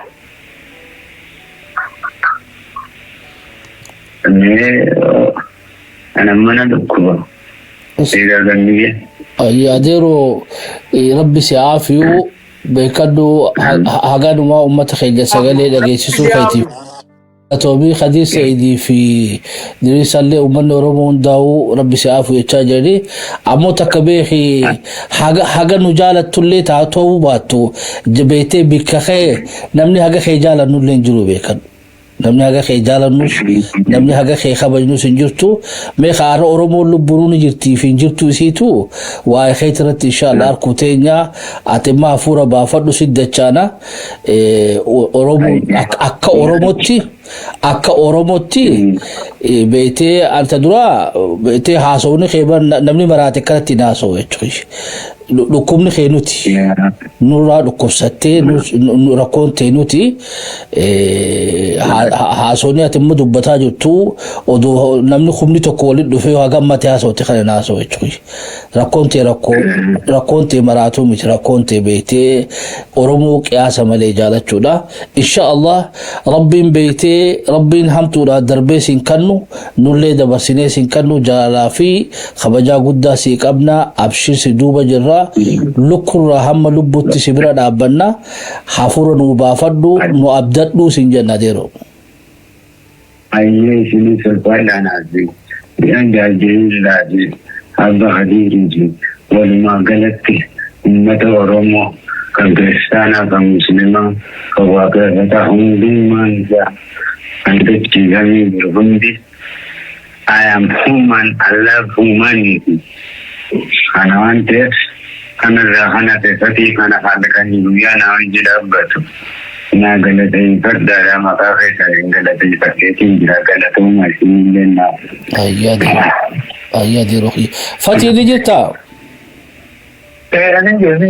السلام عليكم ورحمة الله وبركاته وعليكم السلام ورحمة الله وبركاته أمانة نما مليون سديتمي سجوبا جرا غربا هنسرت ديفنة غلغلا غنما سيدوبفنا إن شاء الله خديري دريسا إلموتي دكتور شبولي لما خيسان بيته المخي يخان أمانة ننجة جرا نمهد دودا ونكيس السوها جرا دي في ميخا أرى بيته خفتنا خيس سيني خديري ميتي أورمونا نما بيته نما إسا دكومني خديري أورمونا مالي دكو بران كابو خنافو خا بيته غوتا إساني خنا أرجا إساني خنا أكم غداني بيرد أبتاني خا أكمن هاري تورم ودا ولبانا أديرو بيته سيوجي جرا لكور هم لبوتي في داخل تانا نوجبات نوجين إن شاء الله أبشر غلطوما جيد من ديني أيه ذري دراية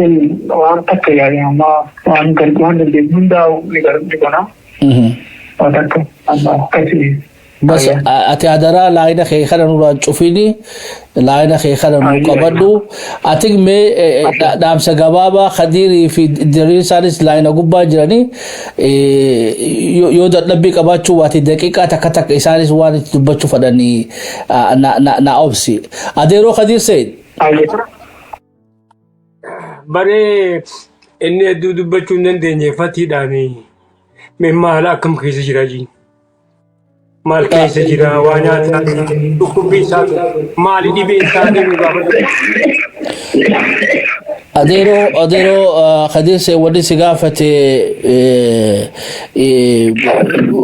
وبليس خيني خديم مرتودا على كم خيس جرا لكم لساتو بيتي دكتور نيوان أكنا كسي تجاني سنيب سنيك أبنيه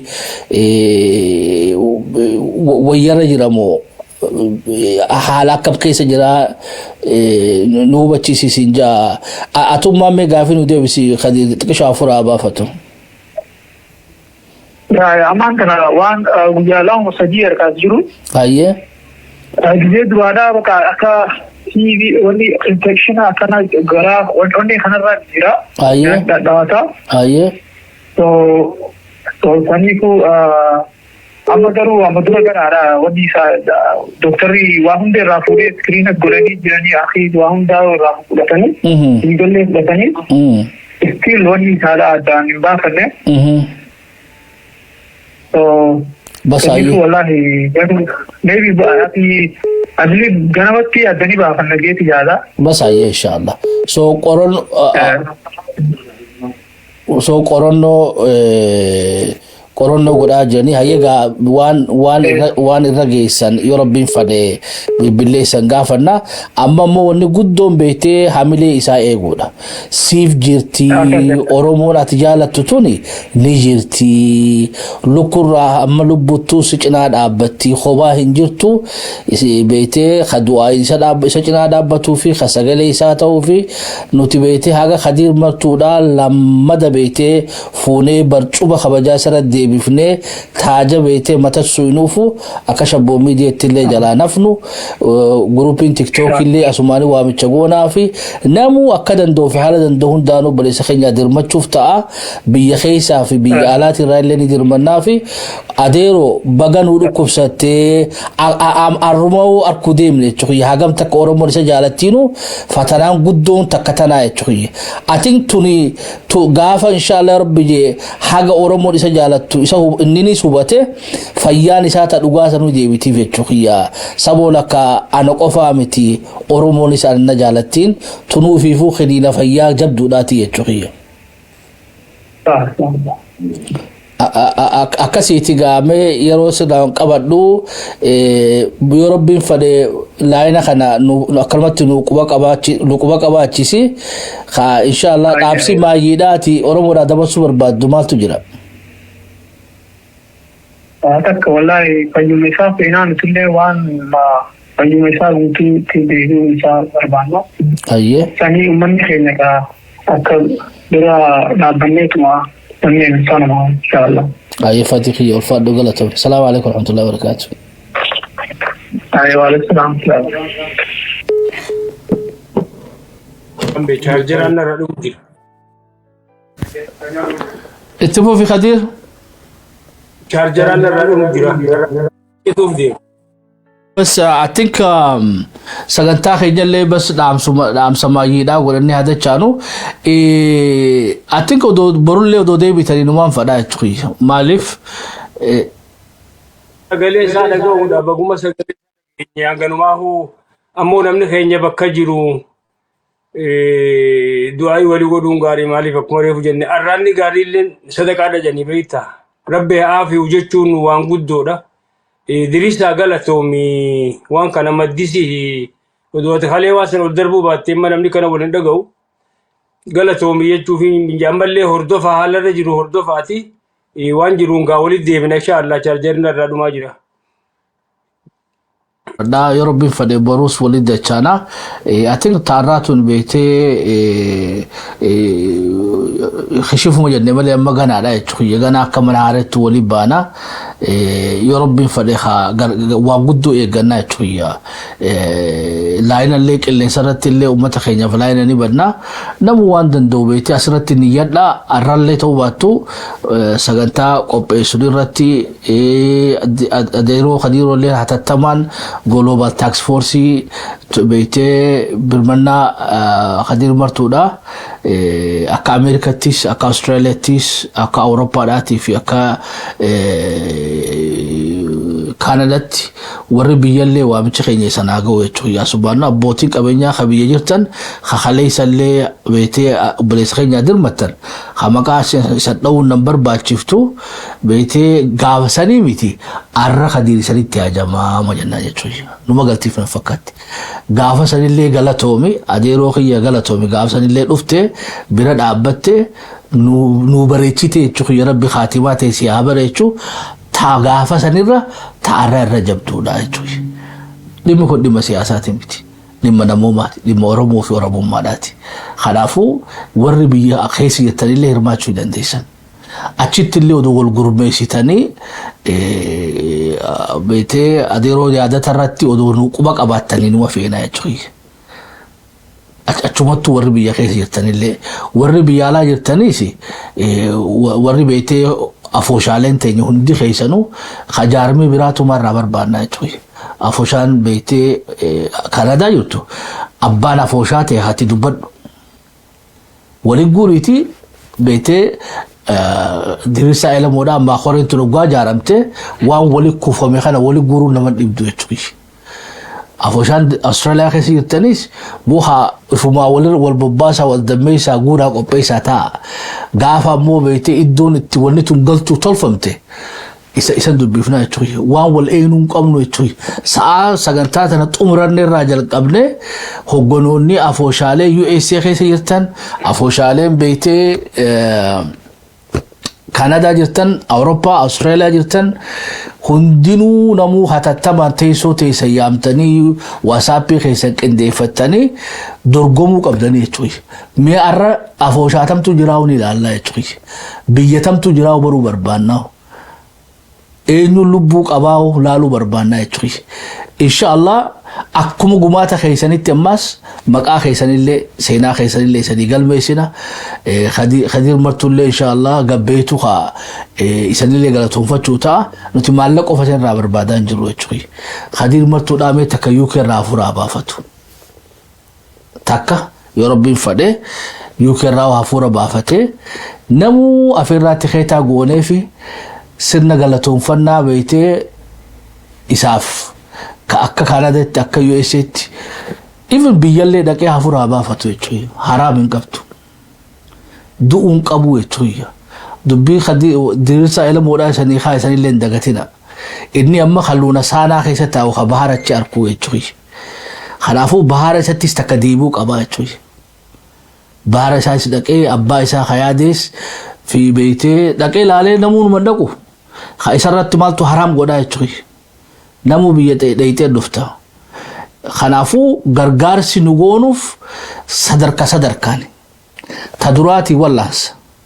Ta lammadaatuu xiqqishoo isaa hafuura baafachiisu. Sadaffaa ammoo jireenyuma isaatu amma achi beeytee manaa fi malallee itti godhuu barbaannaa jechuudha. Manaas makiinaas aruuza isallee inshaallah sumanuu afeeramtanii jechuudha. Yoo jaarame waan dhumatti yoo jaaraminis kan ijaarraa jechuudha. So ba'aa guddoon ofattu tanaaf duuda bal'aa isanirraa abdannaa dhaamsa maayyiidhaa adeeroo diriirsa Oromoo bira jirtisa dubbiini diriirsatti kan nadheetiin Khadiiriin xumurannaa diriirsatti dabre. Ayyee ufaadhu gaama kiyya. Dubbii hedduu haasofnee dubbii dhugaa qabdu gurguddoo dubbannee haqa jiru dubbannee dhugumatti wanni lafarra qabatamaan jiru dhugaa amma nuti ni dubbanne jennu sanarra guddoodha. Hayni Khadiir martuudha waan amma haasofnee ol hanga amma dubbanne ol bal'aadha kanaa ol guddaadha. Namuu onnee teessan keessa kilima beektan. Ganama kana barreessa kin ture. Namni Oromoo taatan bakkuma jirtan hundatti jechuudha. Goda feetan keessa jiraadha. Afrikaa, Awurooppaa, addunyaa ardii tana gubbaa jiraadha. Bakkuma jirtanii ambaasaadara artistii kanaa taanu. Dhimmi kun ana na laallataa anaatu horeessani. Namni hundinuu horeedhasin. Hundi Oromoon dhiiraa fi dhalaan keessan horeedha dirqamaa sirra jira. Odoo akkas taane silaa fi osoo tana ittiin fayyadamnu haa dhiifnu akkas ta'uudha qabna. Akkas taanan uummata nafii qabu, uummata lafee qabu, uummata dhugumatti addunyaa tanarratti waa jijjiiruu taanaa jechuudha. Odoo waan hundaa akkasitti dalayne haa ta'u garuu ta artistii tanaa tuni jabduudha. Bakkuma jirtanii artistii Kadir Martuutiif koree isaa ta'a. Hundi keessan magaalaa keessa jirtan maaliif magaalaa xiqqishoo keessa hin jiraanne maaliif namni sadii waliin hin jiraanne hundi keessa walii bakka jirtanitti afooshaan jirtan koominitiin jirtan akkuma reefutti jechuun dhaabbileen adda addaa kan hawaasaa kan amantiidhaa biyya hunda keessa kan jirtan waan qabdan walirra haayadhaadha. Akkaawuntii biyyatti akkaawuntii nama guddaan nama gaafachuu dandeenyu nama Oromoon hundi siigalee itti amantu nama jabaa karaa yaadataa Junaayid Ifaanis haa ta'u karaa Shee'amni Biroofaas haa ta'u haruma fedheenu waan koreen sun irra walii galteen akkaawuntiin biyyanni banamaa ka biyya gala. Noorzi Ameerikaa biyya nan jiraadhu. Ameerikaa keessatti goofandimii banamuu jira. Goofandimii kana boruurraa eegalee boru jummata sabtii fi alada kana yoo darabbi nu milkeessee itti milkooyne koreen irra mari'annee irra walii gallee yoo banne asirra finnaa jechuudha. Shaboo miidiyaa gubbaa. Miidiyaan nuti qabnu miidiyaa shaboo miidiyaadhaan maantana. Ni beektanii miti? Hundi ni beektan. Shaboo miidiyaa gubbatti as dhufnee agartee fandiraayizingii san goonaa jechuudha. Kaan ammoo addunyaa guututti karaa miiseenjaraatiin liinkii isaanii argattanii bakka jirtan hundarraa namni goofandimii irratti hirmaachuu danda'u irratti hirmaata. Namni immoo goofandimii irratti hirmaachuu hin dandeenye Noorz Ameerikaa USA'tti zeelee qopheessinaa jechuudha. Nambara zeelee karaa zeeleetiin warri zeeleen erguu danda'u. Warri immoo zeelee hin qabne kaashaappiidha qopheessina. Warra kaashaappiidhaan erguu danda'u. Karuma isinii laaffatu hundaan isiniif qopheessinaa jechuudha. Noorz Ameerikaa kanaa irratti immoo mani tiraansfer kajuutu jira. Appilikeeshina Kanaadaan fayyadamtu jechuudha. San isinii qopheessinaa. Koree Kanaadaa keessaa namoota isinii qopheessinaa.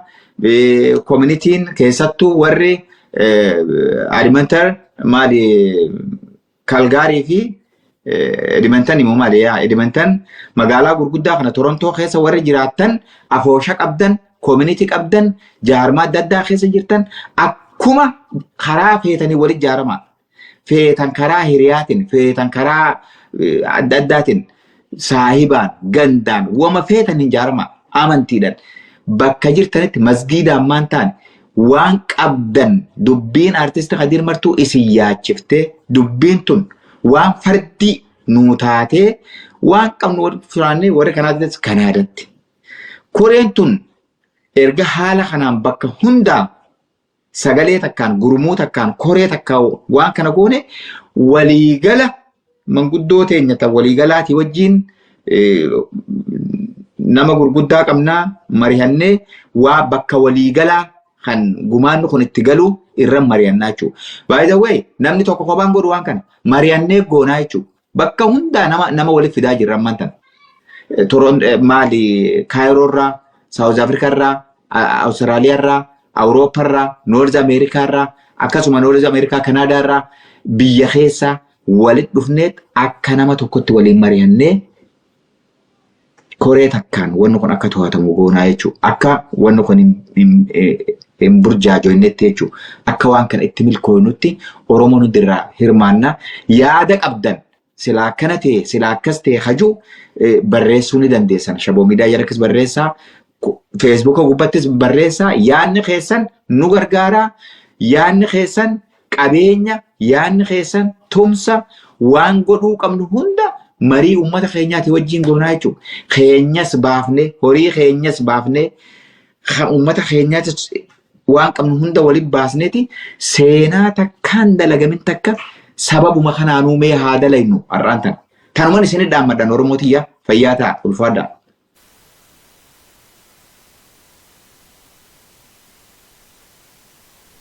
Gamme.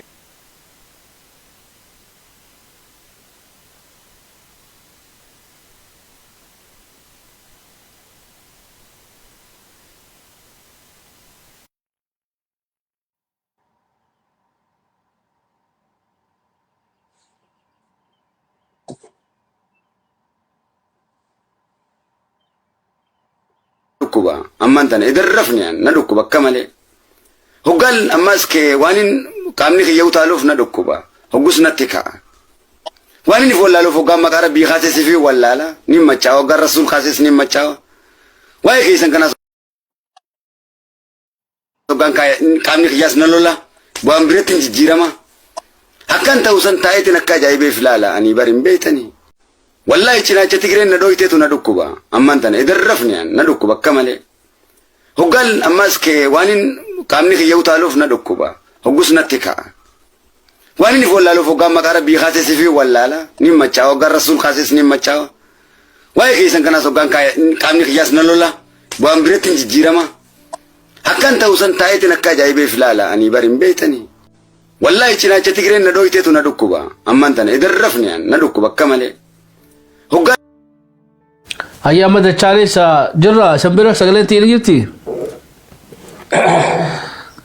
Jirti gamme jarjaraan na muddamsiisaa jira barraayye akka gaarii goole bediriisaanii Yee caraasiif hin dabarsa. akkanii fi namni walloleeti halkan walitti wanna jedhanii maaliif hin iyyinaa silaa isinit dirmanne ganti haan jennaani qawweerra waa iyyinaa jeeni numa dhageessanii qawmatana bultanii silaa nu dirmachuu feetanii olluma jirraa jeeni beekta. Kanaafuu diriisaan akka gaarii goolabee gadiir martuu rabbee afiyu haga nu magaagi jechuu dandeenyu uummanni Oromoodhaa eduma gadhoofte galatoomi diriisaalee moo galatoomi shabboo galatoomi jabaadhaa haala jiruuni hordofna jechuufin siin jee kanumaan dhaammannaani chaarjenna irraa dhume. Hayya ulfaadhu galatoomi. Dirisa. I think asumaanu warra biyyaa wanni itti dhaamu barbaadu beetee baankiin takkalee numa jirti jechuudha baankiin maqaa raammisii jirti guyyaan sanii dhufee wayannaan jechuudha guyyaan sanii dhufee yoo dhugatti baankiin tunuu baankii teenya taatan kadii irratti sallaallaa wayannaan jechuudha akkaawuntii banuudhaanis haa taatu bira dhaabbachuudhaanis haa taatu ilmaatu beetee advertaayizimentii biraan barbaadina. Isa baraaruun ifiifuu beetee onnee teenya keessa akka seenteessan gooti. Atiin guyyaan kun guyyaa caffee guyyaa beetee baankii raammisina fakkaataa jechuudha. Baankiin biraatis yoo baankii raammisirra lakkii hadiir keenyaa kajoo taate baankiin nigdi baankiitiis adeeroo hadiir isa nama gargaareetiin kun hundaati as ba'a.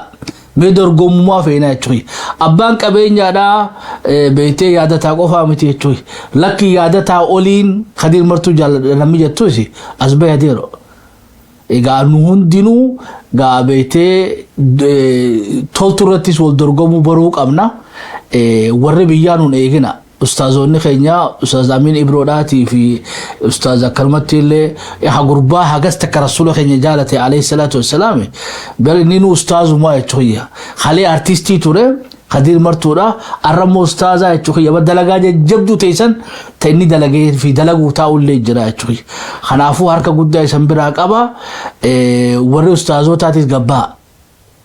Gabbaha diliidha jechuudha gurbaa beetee seenaa bareedduu nu biraa qabu kana gaamee ulamaa'onni keenyoo qoonni san qabdan paastoroonni keenyoo luboonni keenyallee akka dirbattaniif abdii guddaa qabna. Hawaasni keenya ka biyya alaa sa'aa beetee amma sagantaa tanarraa xumuramne irraa jalqabdee hojiitti seennee jira akkasitti fudhadha. Haga horeen jaaramtee mariin gaggeeffamtee no adeero. Haga WhatsAppiin banamuun eegin laal afooshaan dalaga seena nuti amma wanni barbaanu nama dhuunfarra gurmuu wajji haasawutti irra bareeddu ifiifuu kaawee afooshaa warra jaartan jechuudha warri jaaramtanii lafa jirtan achumattuu namuu darbadhaa gaa yoo rabbiin fedhe waa hedduudha gaa asuma keessattuu beekadhu nyaaba as keessatti ofirraa mataa dha'uu deemna jechuudha. Beetee lola guddaa ni jirraa keenyaatti garsiifannu jechuudha. Hacaaluudhaa bartara godhuu hin dandeenye beekadhu akka tasaaf keessaa dhabne. Ammoo kun nu harka jira lubbuu beetee nu bira jira akka boru sheenaa nutti hin taane haadir manuudha. Atiin koggaa kaan beekadhu ta'abdii qopheessanii dhufaa jechuudha. Beetee eeganni du'e muuxa hamtu garaa isa laaffisee haa ta'umamee kadiiruunan deeqaa takka irra naakaa ijaanii jechuudha. Kadir. Ebari irruma deddeebuu taati qawwee irra waa'inaanis bakkuma kana jirtii beeki abdirra waan iyyinu bakka waan kana laalchisee dhukkubaan garaa itillee itti galee if dadhabee anaa halawwatee ciisu guyyaa silaa gargaarsa keessan nafeesisu gaafa sanuuniin dhabese haadhin su'u arraa mooreef kakiyyarra iyyuu fi qaaquun keessan humaanaaniisu gammaddanii baga wal afee irrattanii nan sababsatinaa fanxaziyyatuni waywaata dharaatiin ciisanan kutinaa anaa agabundu'eef deega jettanii sangaa gangalchuun na arra baaqishnaa jeebeeta. Jiruun qeeydii dhabetti arrareef ka hoshanii uwwiftanii haffaaraa baaftanii deega nyaachiftanii dhagaallee naa dhaabdan. Areera dhabaafiin du'e agabuuni baasuma teeysantuun jeebeer.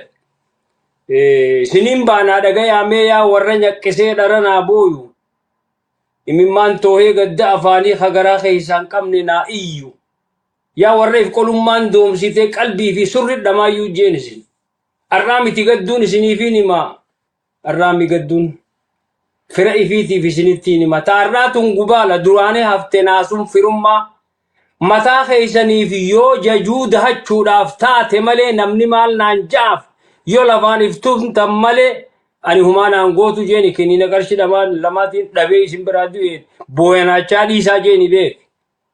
Booyanachaati asii hidhii xuuxuun booyanachaati naachi honoguu waa nyaatu imimmaa yaasa jani irgootanaan nyaata jani ammoo waan siirifatu fakkaata ammoo siya cabsu jira dubbin akka nu harka akkas hin taane dhugaa dhalmi namaa du'an oolu ammoo gaa nama fi kanaan guma jiru lubbuu eewaluudhaaf lubbuu nama hajiraachisu rabbumaa ammoo sababsachuun gaarii jechumaaf jenneetii gaa dhaammanne gaa qawweerra waan iyyinuusani gaa namtichi gandi wallolee gandi hammaa silaashini dirma needemaan iyyinaa jennaan aboo gandu kana jirtanii olluma kana jirra gaa'ee qawweerra waa iyyinaa jennuma dhageessanii ibidda dura deemaa bule akkasiiti rabbi aafiu hadir martuu rabbi aafiu.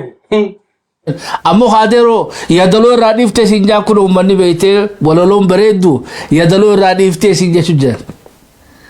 Amma gurraattiidhaatu oosaa jira malee gurraattiif amma ta gurraattiin jirtu ta gurraattiitti jirra ta sirbaa guyyaa qabdi waa hundinuu yeroo qabdi ammaan tana iyya dabarsaa jechaa jirraati akkuma diriisaan gallakkiseenii namu walii raabsaa jirraa bakka jirtanii walii raabsaati waanuma dandeeysan godha waan dandeeysan waan dhiyoo tana waan jeen dhageessee minantichi waan dandeenyu godhu jirraa tan dandeenye manistataa ilee sabiilaan dagatinaa jeeni bar.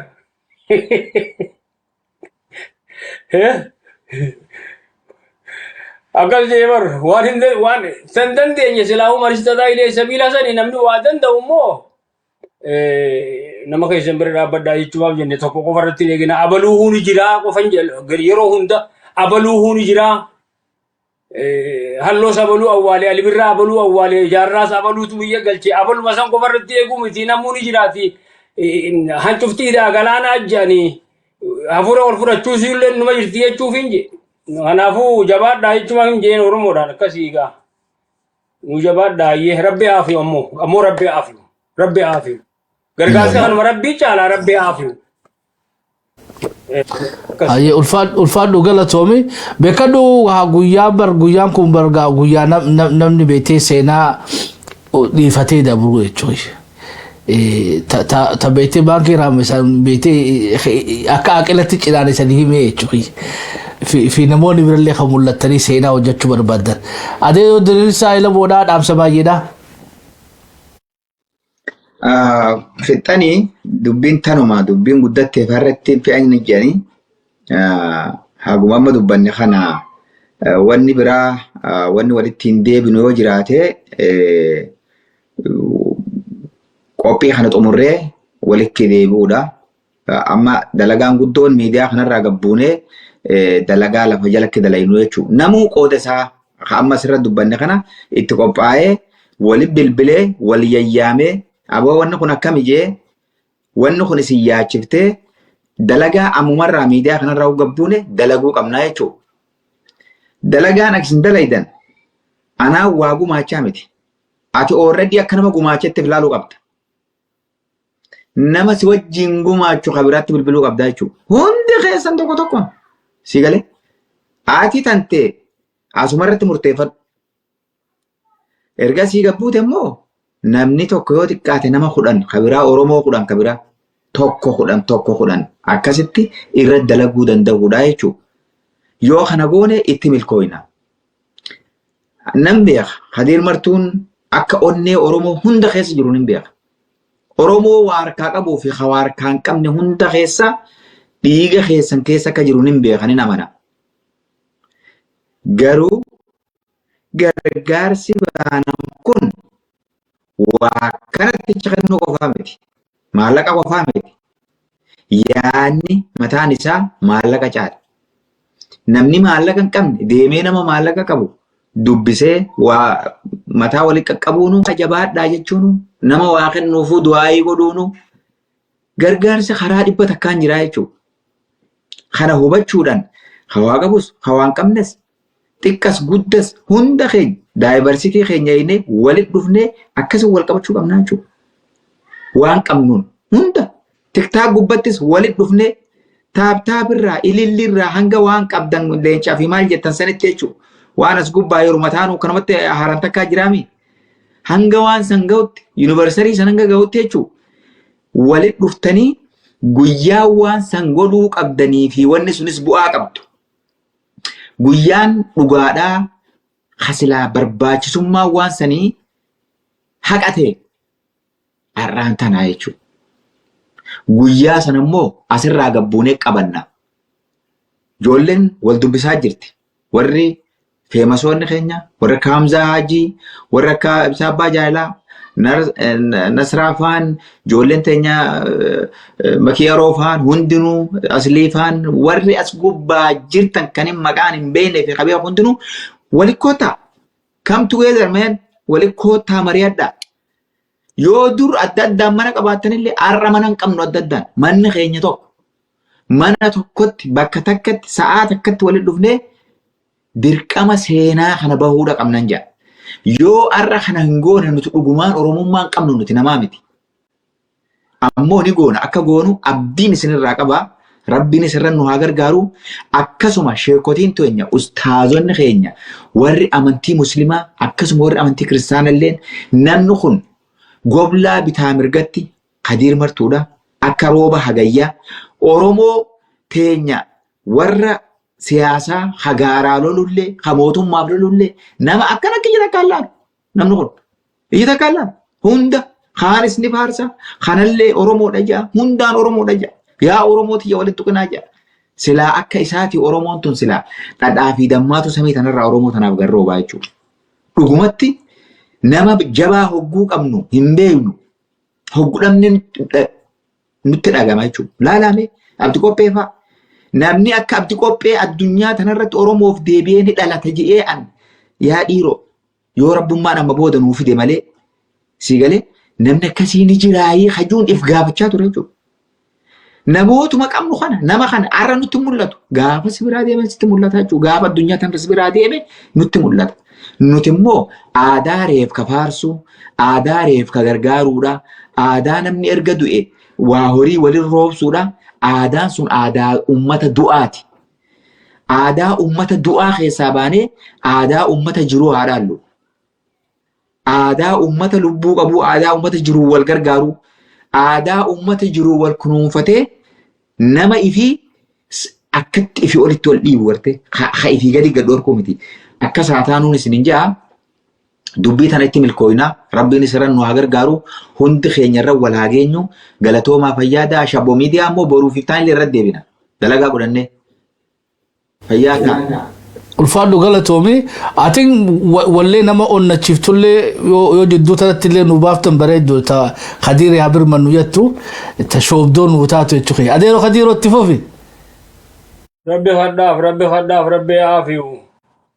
Wallisaa qubbii irra jaaran agarree ji'a kiyyaa hundee tokko beekta. Rabbi haa aafiyu rabbi kadhannaa fi guyyaa wallisanii miti nama keessan gargaaraa jechaa jirra. Tanumaan goolamna gaamme fi. Ayyagaa ulfaadhaa galatoomaa awwalit dachaana shaboon haala haasanii qindeessu beetee wanta kan dhugaa muqaddama isantu dhufe jechuudha rabbi faana sanaa tolchu isanii deddeebiidhaan unifatinaa taarraa sana isanirraa guddifannee galatoomaa gaa tabirallee gaa waggaa isanaa feerra kan isan harkan abdii guddaa qabnaati angara kiyyaan xumuradhee warri waanatti haftee jecha yoo jiraatan carraa isaniif hin kenna gara kiyyaan ammoo ulfaadhaa galatoomaa isanii jaa maqaa Khadiir martuudhaatii fi maqaa uummata Oromootiidhaanu. Thank you. Ayyee ilmaan ayyaa sagantaa keenya kaarraa artistoota keenya kabajamoo fi jaalatamoo Khadiir Saidii fi Diriirsaa Ilamuu waliin turre haga qophii tana fakkaattu waliin dachaanutti sagantaa teenya xumurannee jirra ammoo haa hojii beektee birmannaa Khadiir jalqabnee jirra.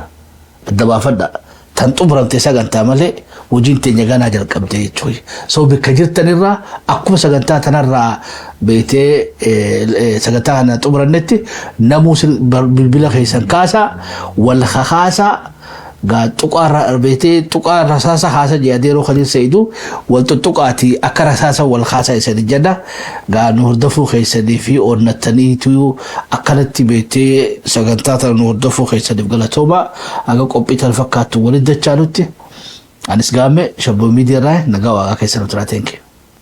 Wallahi cinaacha Tigreen na dhoyteetu na dhukkuba amman wallahi cinaacha Tigreen na dhoyteetu na dhukkuba amman tana idarrafniyaan na wallahi cinaacha Tigreen na dhoyteetu na dhukkuba amman tana idarrafniyaan na dhukkuba akka malee hoggaan ammas kee waanin qaamni kiyya utaaluuf na dhukkuba wallahi cinaacha Tigreen na dhoyteetu na dhukkuba amman tana idarrafniyaan na dhukkuba akka malee hoggaan ammas kee waanin qaamni kiyya utaaluuf na dhukkuba wallahi cinaacha Tigreen na dhoyteetu na dhukkuba amman tana idarrafniyaan na dhukkuba akka malee hoggaan ammas kee waanin qaamni kiyya utaaluuf na dhukkuba hoggus natti ka'a waan inni follaaluuf hoggaan maqaa rabbii kaases fi wallaala ni machaawa hoggaan rasuul kaases ni machaawa waa'ee keessan kanaas hoggaan qaamni kiyyaas na lola bu'aan biratti hin jijjiirama waa'ee keessan kanaas hoggaan qaamni kiyyaas na lola bu'aan biratti hin jijjiirama waa'ee keessan kanaas hoggaan qaamni kiyyaas na lola bu'aan biratti hin jijjiirama akkan ta'u san taa'eetiin akka ajaa'ibeef ilaala ani bari hin beeytanii waa'ee keessan kanaas hoggaan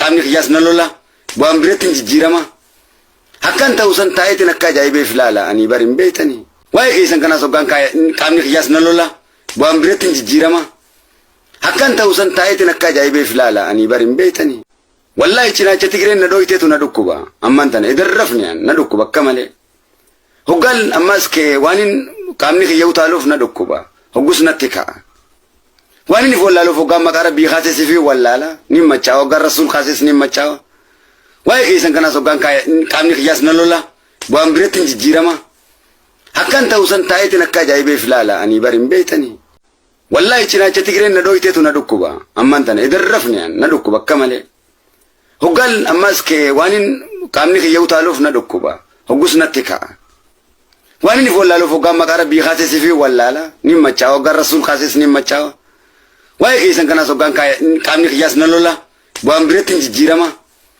akkan ta'u san taa'eetiin akka ajaa'ibeef ilaala ani bari hin beeytanii wallahi cinaacha Tigreen na dhoyteetu na dhukkuba amman tana idarrafniyaan na dhukkuba akka malee hoggaan ammas kee waanin qaamni kiyya utaaluuf na dhukkuba hoggus natti ka'a waan inni follaaluuf hoggaan maqaa rabbii kaases fi wallaala ni machaawa hoggaan rasuul kaases ni machaawa waa'ee keessan kanaas hoggaan qaamni kiyyaas na lola bu'aan biratti hin jijjiirama akkan ta'u san taa'eetiin akka ajaa'ibeef ilaala ani bari hin beeytanii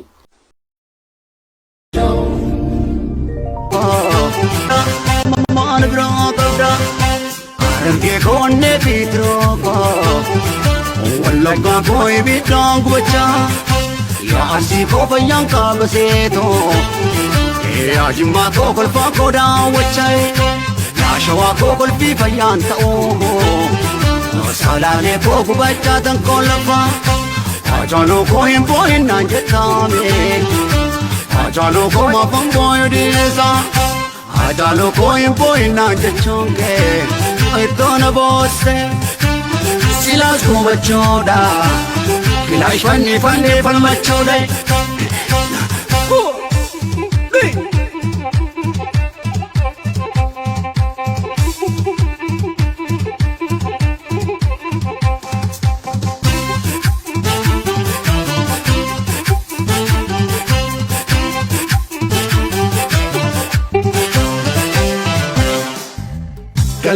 irraanfatamuu miti qeerroo koo kanaatiin nuuf oolte qulqulluu mirga koo falmattu dhiigni kee bilisummaa ta'u galata irraanfatamuu miti qeerroo koo kanaatiin nuuf oolte qulqulluu taate osoo jirtu yaadollee biyya koo si nyaate.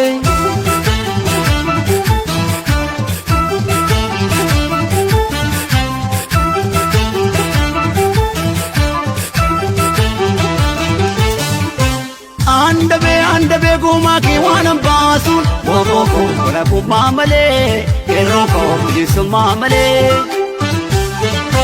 bule khura oromo kompadu oromo jaddu arralle sabako jaddu borulle jechiko gochkenin kitatu wobo ko wala to bimalle ero ko wala to bimalle wobo ko wala to bimalle Kerobo kalatomi male, karrego kalatomi male, kerobo kalatomi male. Mirga ko falmatte mi katim basu bafte, yaado ko untuma kabsodan tumute. Shakki tokkon qabu wanna sodaachisu, harkonni gabrummaatis qabsoon cabaa'umtuu nanaasisu. Orana dogitani ni mamto ya ujiko atasi fakra ya wallo fakini kayamto me ya iloko atasi fakra ya jamar ko hinari na jattame ya jamar ko mafana rudisa bakala ko hinari na jachonke gammachu ko onne ko besa ya jamar ko hinari na jachonke One go besa silas go bachoda kilash fanni balmachoda ka